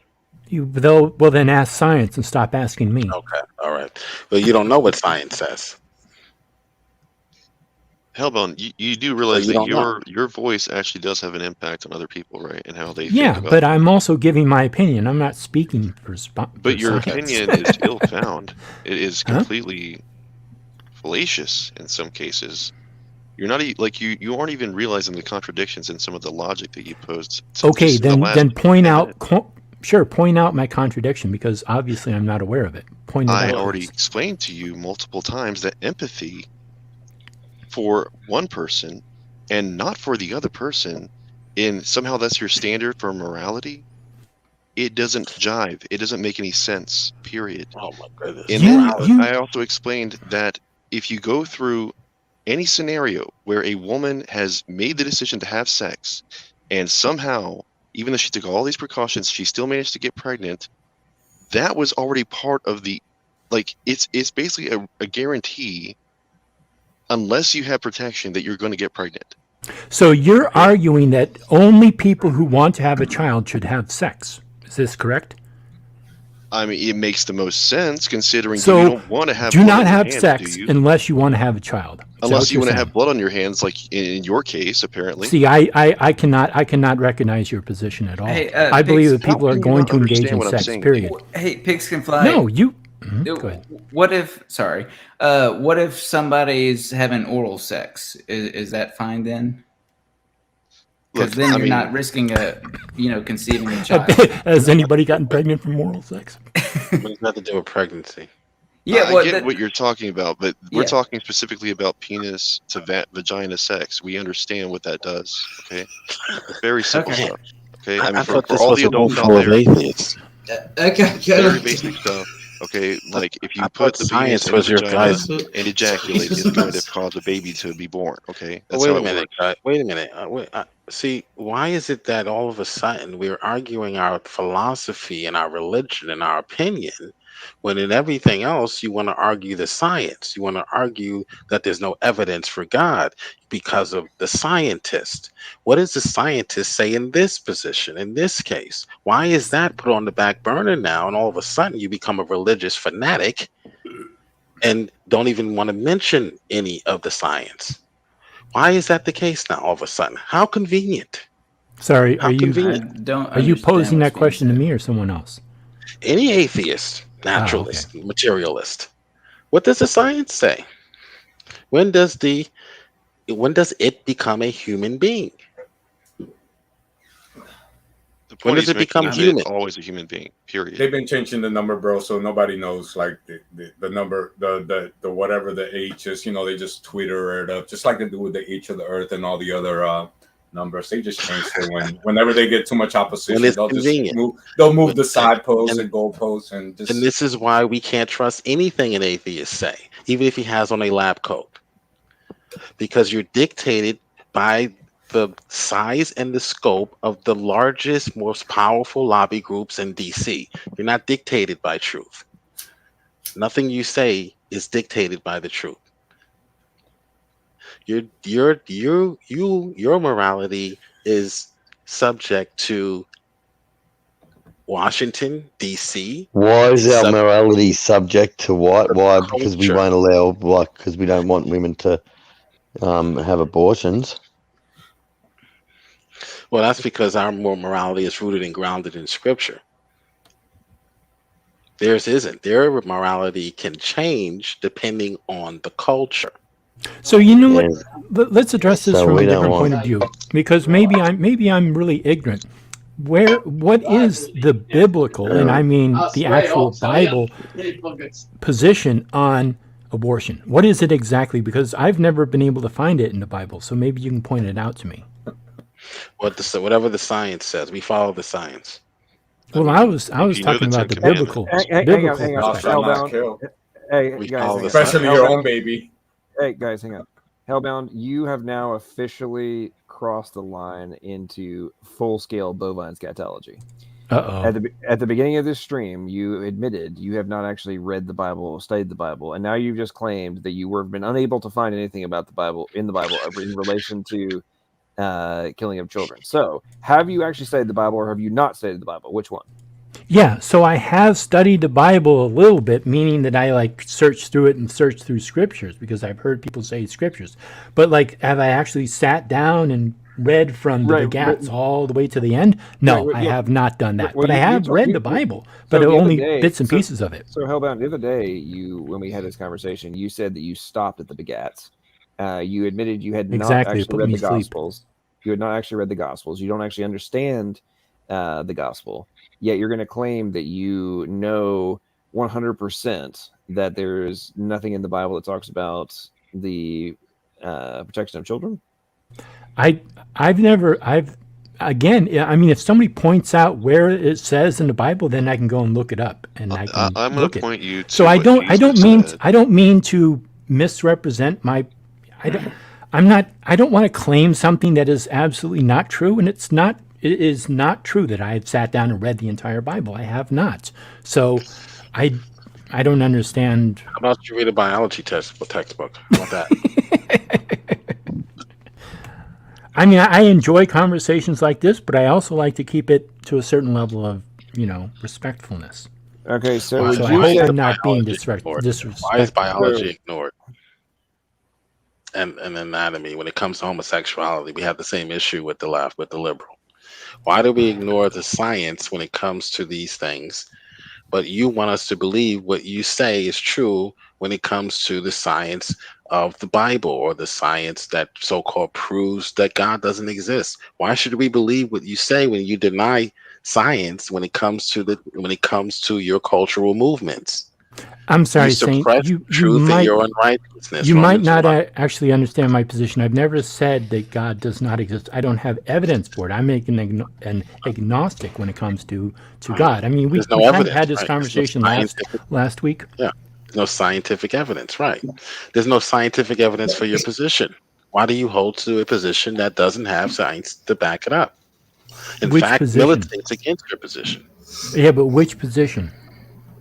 That because you we've can talked just about a couple of them. That you have an opinion in this matter that it isn't certain when a human being begins. That's not a philosophy. That's a scientific fact. Why do you ignore that fact? Because you suppress the truth, God's truth. God wrote 2 books, also nature and the Bible. You suppress that truth and your unrighteousness, exactly what Romans 1 teaches.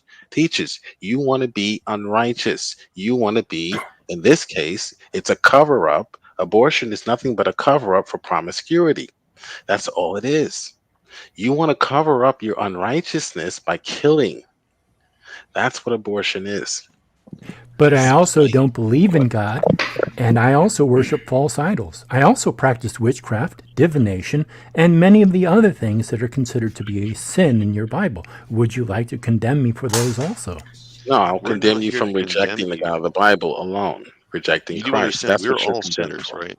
Sure, I absolutely 100% reject Christ now. Sure, yeah, that's what you're being condemned for. Who cares what else you believe? So at this point, sounds good to me. Hellbound Heathen, you categorically reject Christ, but you don't, per your own admission, you do not understand the gospel, correct? Yeah. Okay, cool. So that's very coherent. All right. So in relation to the God knowing, right? So this is Psalm 139. For you formed my inward parts, you covered me in my mother's womb. I will praise you, for I am fearfully and wonderfully made. Marvelous are your works, and that my soul knows very well. My frame was not hidden from you when I was made in secret, and skillfully wrought in the lowest parts of the earth. You saw my substance, yet being unformed, and in your book they all were written, the days fashioned for me when as yet there were none of them. So would you say that directly states or does not state that God knew you in the womb before you were born? Yes or no? Sorry, can you scroll back up to the first part you started? Yeah, I directly at the first part where I started, verse 13. Okay, so it says, you covered me in my mother's womb. I will praise you for. So to me, if I was going to interpret this scripture as a human being, I would say it says, I will praise you for I am, you covered me in my mother's womb. That's how I interpret it. It doesn't say anything about abortion. You don't. Okay, it's saying that there is sanctity in life and that God knew you, counted you as a human being before you were ever born, period. I'm not reading that. That's because you're not reading it at all. Point it out for me. Where does it say that? Your choice not to read is not our problem. Don't you get that? So how about, is it your position that unless it physically states the word abortion, that there is no reference here whatsoever in relation to the sanctity of life? And when the sanctity of life would begin? I'm not seeing it. Okay. So, Hellbound, you try to act like you're a very, thoughtful individual who does analysis and debunks things and whatnot. I think at this point it is rather clear that you operate as the individual who needs to be debunked, because you don't actually analyze things. You think you're debunking stuff and not seeing things when it's plain as day. Now, whether or not you want to accept it is a totally different context than whether or not something is actually there to be considered or not. Okay, I see what you're saying, but I can disprove one thing and then not be able to disprove another. So just because I debunk certain things on my channel doesn't mean I don't accept everything else. How about what I'm I think you're misrepresenting my position. How about, did you listen to a word I said? I literally stated you don't have to accept that this is what has to be applied. I am stating that if you are not recognizing that, you don't have to accept the scriptures. But I'm talking. You asked where in the Bible it's talking about the sanctity, the whole point we're making about why abortion would not be correct according to the scriptures, right? You said it wasn't there. I pulled this up. Now you don't have to accept this is actually what you must apply to your own position, but you can't. You cannot also state that this does not indicate the position that we take is supported by the words in the Bible, unless you have the reading comprehension skills of a mentally challenged individual. And I'm assuming that's not the position you're going to take. You don't have reading comprehension problems, do you? Okay. All right, LPP. I think I understand. Okay. So, yes, No, hang on. Before I'm going to be a dick right now. So, because this kind of stuff really pisses me off when people dance around and won't actually answer freaking questions and act like apply basic critical thinking skills and just want to be dodge artists all night. So, first question: do you or do you not have learning disabilities, reading comprehension, dyslexia, or any other intellectually challenged scenarios that are applied to you? Yes or no? I do have dyslexia. Okay. Do you still have the ability to have reading comprehension? Yes. Okay, because you were able to read the sentences. You actually repeated some of them at the very beginning, correct? Yes. Okay, so do you understand the words that were stated? I understand what you said. No. Okay, read them out loud and tell me what they say. Do they or do they not indicate that God recognizes that life exists while you're still in the womb, yes or no? Okay, you covered me in my mother's womb. I will praise you, for I am fearfully and wonderfully made, marvelous and your works, and that your soul knows very. Yeah, I do not see it addressing abortion. No, that's not where. No, that's not what I asked. That is not what I asked. You're dodging again. What did I state? What was the question of what does it say? Did I say it was abortion, or did I say does it indicate that God recognizes life in the womb? Yes or no? Keep reading all the way down to the end of verse 16. Yes, I understand how you read that as saying that. Yes, I understand that. I want you to read the entire thing out loud and then tell me whether. No, I'm not going to do that, LPP. Okay, then you know what? Then you're full of bovine scatology because you won't even read it because you know that I'm correct, and you don't even have to accept it. How many times have I tell you? You don't have to accept. You know what? as This after was a hoping your joy. life. Thanks a lot. Goodbye. Later, I'll buddy. see you. Yeah. I'll see you. God bless you. Take care. God said you were with child, not with fetus. God didn't say you were with fetus. Okay. In all He said you were with child. Yeah. All right. In all seriousness, was there any confusion about the point that I was making in the question that was being asked? Yes or no, guys? No. No, I don't think so. Okay. No, I think it was interesting. The point that he didn't want to acknowledge the idea of that verses shows that life is already started in the womb. That's interesting. That way.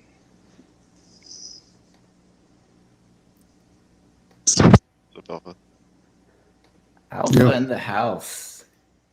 Hey, I thought I'd add something to that because he's not the guy who just left all angry. He's not completely wrong. There's not an explicit statement in the Bible, but there is in the Didache when it's explaining that passage from the Bible, and it's it's actually in the second passage from the Didache. It's part 2 of part 2. Do not murder, do not commit adultery, do not engage in pederasty, do not engage in sexual immorality, do not steal, do not practice magic, do not use enchanted portions, and do not abort a fetus or kill a child that is born. And that's going to be relating to Exodus 20, 13 through 17, and also commentary on Matthew 19, 18. Verse and 5 in chapter 5, verse 33. So I thought I'd add that.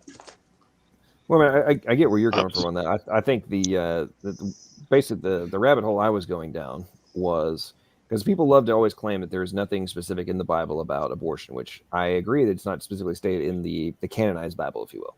However, if you accept Jesus the premise, talks about millstones and all that. Jason, hang on.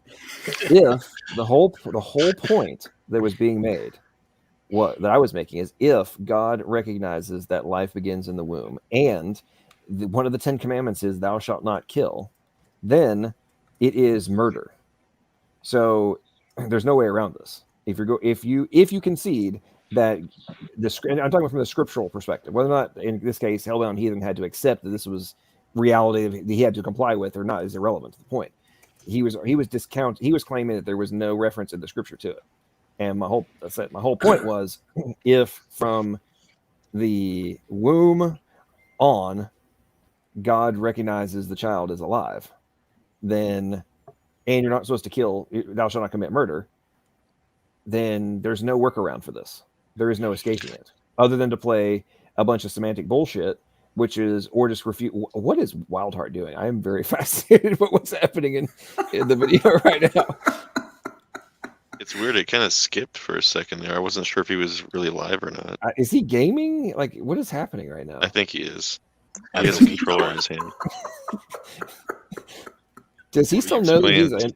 Does he still know that he's in? Because he's talking to somebody. I think he may be in another stream and doesn't realize he's still on this one. What is happening? Yeah, he does that a lot. Yeah. He did start a stream earlier. That was even worse. Let me see. That's a PlayStation. That's a PlayStation 4 controller. Okay. Anyway, enough of my rant on this whole topic. But this is the kind of crap that really just irritates the fire out of me. Who was on another stream? Okay. Wildheart. I would. Okay, now he needs to be muted. But I would point to Deuteronomy 23. I think that is explicit, or Deuteronomy 25, excuse me. That is explicitly pointing out the fact that the baby in the womb is, has importance, and that if that is, harmed or in any way, that there was a punishment for such.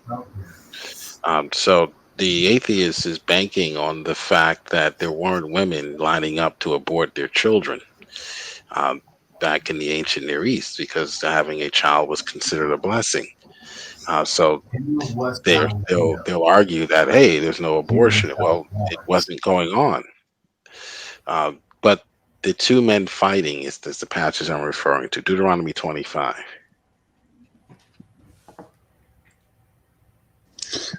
Well, what I didn't understand is why his name is Hellbound, right? I don't understand why he didn't go for like a real moral question, like when it's the life of the mother and the life of the child, and like if the child is born, both will die. Like, I mean, that's like a situation I was in. PhD.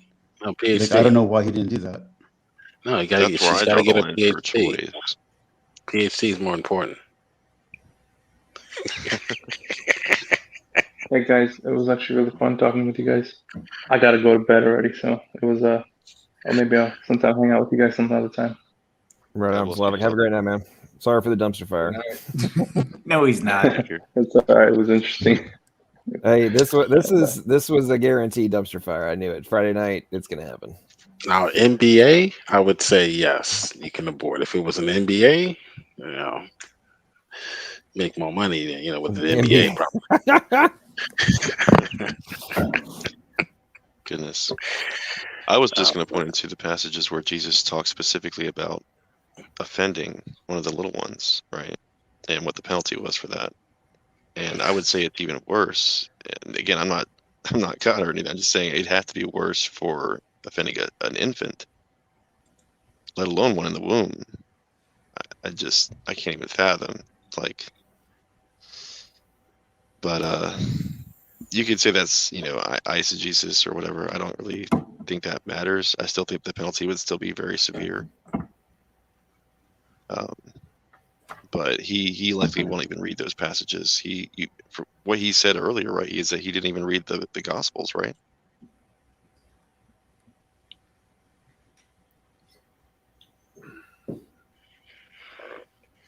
I guess we're all on the same page on the topic here. Abortion is just another word for killing your own baby. Yeah, Gar, do you have an opinion? Is the resident atheist? It's a round sphere.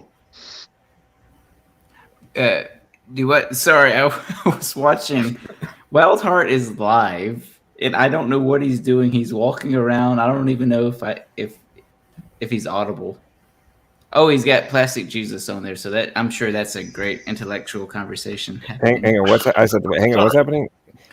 Wildheart and Plastic Jesus are streaming on Wildheart's channel. Oh my, that's got to be very high level right there. Uh-oh. Okay, so Slavic is back. Slavic, did you get kicked out? Are you on the couch tonight for staying up this late? No. I'm sorry, I gave you the wrong passage. It's actually Exodus 21, where the two men are fighting and they injure a pregnant woman. Exodus 21. What's 22? the verse? Verse 22. 22. Yeah. She gives birth If man strive prematurely. and hurt a woman with child, so that her fruit departs from her, and yet no mischief follow, he shall be surely punished according as the woman's husband will lay upon him, and he shall pay as the judge determine. Yeah. All right. Yeah, it's protecting the life of the child in the womb before it's born. So surely if someone said, well, I'm just going to kill it, then you would certainly be in violation if it were the case of harming a child, by mistake. This was not even on purpose. This was two men fighting, and they just so happened to just be haphazardly bump into her or harm her and injure her, that she gives birth prematurely. There was a punishment for that. How much more be it if they were to purposely kill the child in the womb? I am sorry to interrupt, but I just actually turned up the volume and listened to Wildheart. his comedic gold LPP. I don't know if you can snipe his stream, if that would be ethical or not, but it's really freaking funny. Because he's over there, he's going. It sounds like he's speaking in tongues. In all honesty. All right, we'll give me a link. We'll do it for 30 seconds. All right. I thought Wildheart was banned. for his exploits, his X-rated exploits on his channel with his whore. Is he a porn bomber? Hey, wait! While you look for the link, can I share this image real quick? Just Planned Parenthood with the Mayan meme right next to it. How I don't know if the whole story of what we know about the Mayans is true or not, but I thought this was pretty cool. I mean, I don't doubt it. They were worshiping falling angels back I've then. seen this. Yeah, I've seen this one. Yeah, so that I was talking about that earlier, like how child. Yeah, when I jumped into the stream, but it came into mind. Like I saw this and I was like, yeah, that's how it is, man. Back then, they do the they abortion used to worship the fallen angels. Go ahead, bro. No, I said they do the abortions at the top of the pyramid, on the top floor. Go ahead, then. Oh yeah, I didn't know that. I didn't. I just made that up. Oh, okay. I don't know where they could be at, but yeah. These fallen angels, they've been tricking people into freaking sacrificing their own kids to them for millennia, bro. For millennia. All right, that was it. Hey, so I gotta go to bed anyway. But I actually, if you guys want a topic, I am interested in this topic. Self-defense biblically. If you guys can have verses back it up, because for me, that's a really tough topic. I still can't figure it out for myself. But if you guys are interested in talking about that, I'll definitely listen to it and figure out what you guys have. I don't think there's anything wrong with self-defense, but if you take it in light of what Jesus said to Peter whenever he cut the Roman soldier's ear off, I think there's a time and a place for things like that, and maybe this particular place isn't. Like what I mean is, I don't think. Question: What's on the screen? Child sacrifice 1515 versus 2015. Pyramid. That's the pyramid. Yeah, it's like Aztec or Incan pyramids. Like okay, I see. Luke 22. Luke 22 is the passage I would go to for self-defense. Towards the end of the chapter somewhere, where Jesus tells him to go buy a sword. Buy a sword, right? Yeah, because he knew the Romans were coming. And not that was what chapter? Sorry. 22. 22.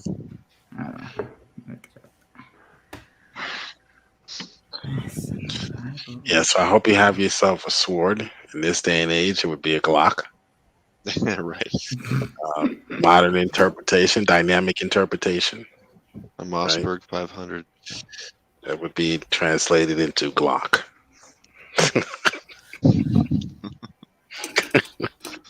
That's the dynamic. That's the New Living Translation. I think that would change the story altogether if it had a Glock. All right, guys. You have a good night. I'm out. Good night. Thanks, Logic. Have a go, man. Yeah, I think I'm gonna head to bed too. Yeah, I didn't have much more to that. We're gonna be wrapping. I'm gonna be wrapping up here in a few minutes because I think SFT is about to do a stream here in a few minutes. This late? Dang. He's been doing it all really late. He's on some weird kick of doing like 1, 2. Like last night, he started at 3 a.m. I think. Because when I woke up and had a notification, I looked at it and it was like stream ended 42 minutes ago or some crap like that. And I was like, what? What was happening last night? That's That happened with your stream last night. As soon as I woke up, I was checking all my notifications, and it said your stream had just wrapped up like an hour prior to that. yeah, you're talking about the one where I like Iger was on that one. I passed out at like 1:30, and I figured they go for there was like 8 guys in the room, right? And I'm like, well, they'll probably go for 4 or 5 more hours, whatever. Yeah, it was like 7 a.m. I think when they quit. There was one night we stayed up. That stream was 9 one. hours, 9 hours and 36 minutes. Was how long that stream was. I ended it with a cool song, bro. And then one guy in the chat's like, "Make sure you don't get no copyrights." I'm like, "Bro, this is not copyrighted." And it was a cool song, bro. We should play it. It's my favorite song. It's called "Nothing But the Truth" by ODD TV. But there was I think it was the night before. Jamie Russell was in here, bro, and then he fell asleep. Yeah, So the stream yes. kept going for like 2 hours. It was like an empty stream because I had already left, and I was like, "Holy crap, that's the stream!" But it was just Jamie Russell's face, and nobody, for like 2 hours or 3 hours, he just fell asleep.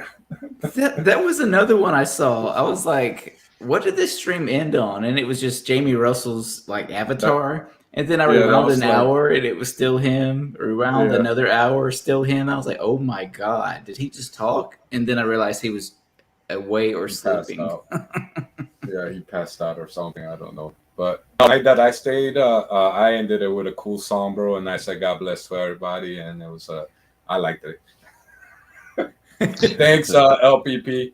Hey, last time I was on this stream and LPP left, I changed my avatar to be his avatar. I'll show you. God bless the spherical earth. Yeah, the pear God shape. bless you too. Yeah, God bless the pear shape. so Germania, what happened? I decided to change it out of the goodness of my own heart. Yeah. Well, why was that? Why was that? Because okay, so what happened was he changed. Okay, once my avatar looked like his, he changed my screen name to change avatar or get kicked or something like that. And I'm not gonna lie, I thought that was pretty damn funny. Yeah, and you responded very quickly. Yes, Yeah, it was like within maybe like 10 seconds. It was I figured you were probably trying to sleep or having an important phone call, and you didn't want to worry about an atheist like me impersonating you. And I'm not gonna lie, John, I did feel a little bit guilty doing that. Well, I'm glad you still have a conscience. That's good. Yeah, even though I'm just a nasty God hater, I still have a little bit of a conscience. So I was actually on the phone when that happened, and I had the computer. I was laying next to me, and my laptop sitting next to me in bed, and I was talking to a friend of mine, and I look over and I see that. I'm like, that little bastard. Like, okay, guess I have to get that little sucker. Like, let's let him know what's up. I'm about to kick him. I literally had I had the little window open after I like changed my screen name. Yeah. I was like moused over the remove from stream button, like, and then he changed it immediately. I'm like, okay, that's good. And I like changed it. Like, okay, that's cool. I thought about changing it back after an hour, but then I thought, nah, he's probably asleep by now. That it just wouldn't be right, and I wouldn't get any satisfaction out of it because you wouldn't see it. Well, I guess you would see it the next day, but I did feel a little weird doing that. Not gonna lie, because I know I wouldn't want somebody to do that, especially if it was someone like I don't agree with on a lot of things. So I'd be like, yeah, you gotta go. Well, So, see, if you do it, if you do those kinds of things, then it completely justifies the stereotypes that apply to you. What stereotypes? Well, I mean, am I going around impersonating other people? No. Okay. So if other people are going around impersonating me, but then doing things that I wouldn't do, then would that by default not be the stereotype evil atheist action? Oh, yeah, like atheists not having a conscience or morality and stuff like that. Yeah, exactly. Yeah, I can see that. Porn bombing and whatnot. Yeah, like I would never go and porn bomb somebody, even if I hated their guts. Oh no, like that kind of, I don't think you would. I'm not applying that to you, but I'm saying like that stuff is just ridiculous. I don't know why people do that. Yeah, people that porn bomb and flag other channels. I don't care how much I hate somebody. Who was the dislike someone? Who was the guy that everybody called like Walrus or something? Didn't he porn bomb you? I don't know. I've been porn bombed so many times. I've lost track. Okay, folks. Okay, so it looks like SFT is starting in 1 minute and 52 seconds. So let's do quick last words. I'm going to go to bed. Everybody head over to SFT's channel. They're doing let's see, what is this? Well, Germania shouldn't go, but, it's teaching proper soteriology, refuting David Pullman. Yeah. Wait, what was the title again? I did not hear that last part. It is teaching proper soteriology, refuting David Pullman. This is on Romans 8 and Hebrews 6, looks like. David Paulman. Do you know who that is? Because I do not. I have no idea.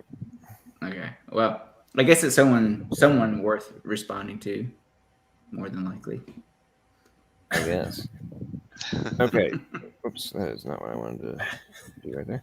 Okay, so who wants to go first on last words before I wrap this up? Honestly, I can't think of much to say. I really do hope that Hellbound takes some time to think about what we talked about. And I know Gourmet is an atheist, but I'm sure that he likes to come to this channel because he realizes that we're not all a bunch of bigots. Yeah, that's true. If anything, God bless you for even coming here just to hang out. And I will see you guys later. I got to go to bed too.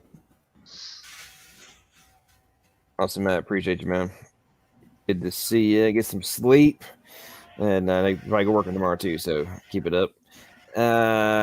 Germania gets to go last. Iger, what's up, man? All right. Well, we live in a world full of satanic and corporate and government deception. So you got to keep your wits and around you. Just, there's a lot of things going on that they lie to you about. Evolution, nature of the earth.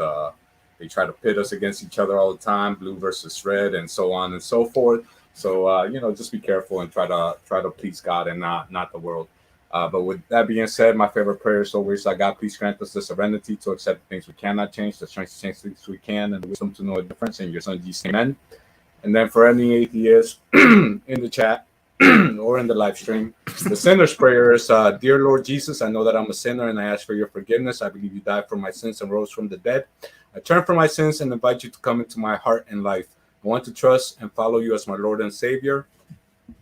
Amen. All right. So God bless you all. Have a good night. Talk to you tomorrow. Have a good night, Iger. Jason, you still with us? Oh, yeah. Yep. Any last words before we wrap up? No, not really. I'm about to go to sleep. So, good night and God bless. Appreciate it, Jason. You have a go, man. All right, Iger. So you have made it till the end of the dumpster fire. What are your thoughts? What are your feelings about the evening?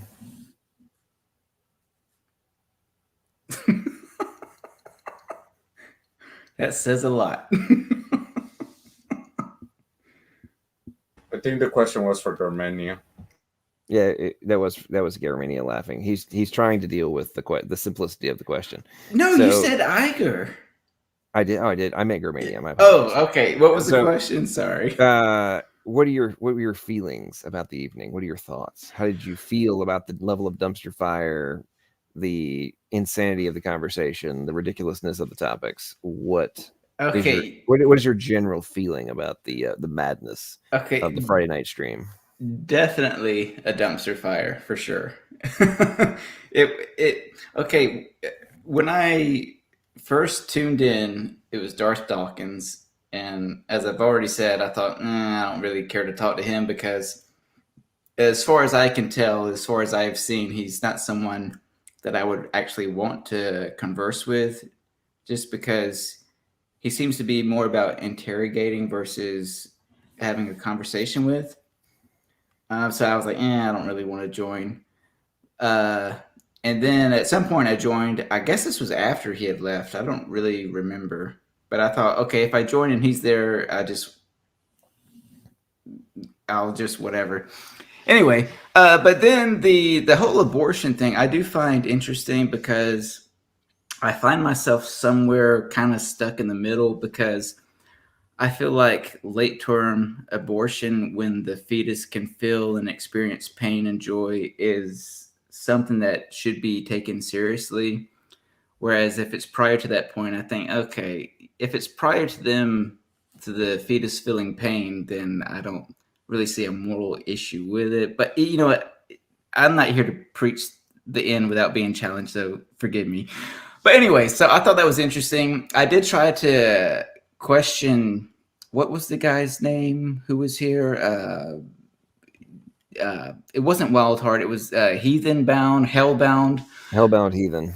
Yes, because he was saying something about, okay, yeah, the mother didn't choose to get pregnant. So I thought, well, okay, well, let's talk about the ones who choose to get pregnant, but also still opt for abortion. Because if that's your standard, let's go with that and see if there is any objection there or any common ground, whatever the case might be.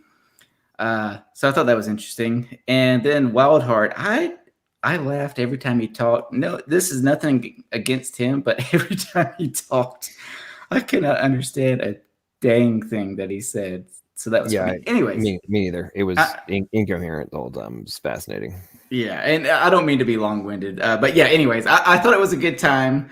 There were other times where I thought, okay, John, you need to just mute this guy. But I know I've been there many times, so I'm like, you know what? I'm not going to say anything because there's so many people I should mute more times than not, and I just don't.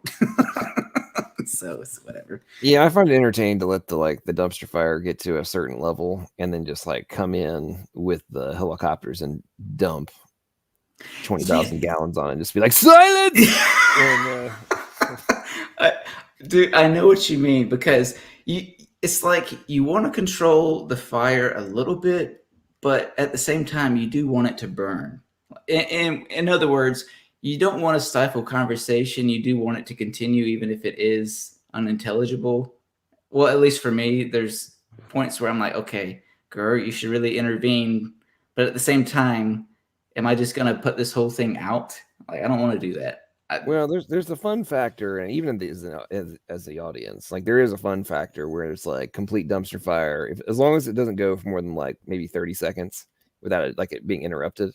Oh, right, yeah. I think it's kind of funny. People trying to talk over each other. You can't understand a word anybody's saying, but there's just a bunch of idiots yelling, and then shut it down, and then you can have a little bit of normal conversation. Then it escalates up, and then people start cracking up at the especially on a late night. People being idiots. I mean, it's almost guaranteed to get some humor out of it, right? And then, and especially when you have Wild. I mean, when Wildheart would hold his hand up for a while, and I'd be like, okay, let's let Wildheart talk, and knowing full well that we were not going to understand a word that he said. It was I was looking at it as comedy. I actually said it a couple times, okay, we're gonna have some comedy relief, and right, yeah. It's I have no idea what just happened. Okay, let's continue.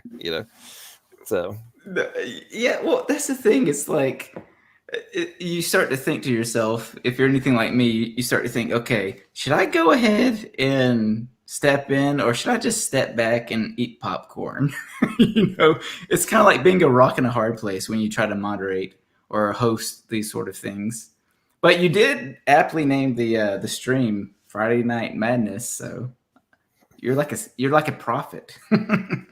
Well, or psychic, whatever you prefer. I mean, I am Nostradamus. What can I say? Okay, on that note, let's call it a night. Everybody, appreciate you guys sticking it out this long. We made it for 4 hours and 5 minutes. Man, that's pretty good timing for Dumpster Fire. And everybody head on over to Standing for Truth's channel. Doki Doki just posted a link there. Head on over there. And for everybody who is contemplating... Actually, hang on. What Greenie says... I let my wife know you spoke up for her. Thanks for that. Oh, awesome. Well, everybody, I hope you have a great evening. Enjoy your weekend. I will probably stream again tomorrow. I know Germania is going to be having a stream as well, so make sure you check out his streams. And you'll search for Ger Streams, so GRR Streams.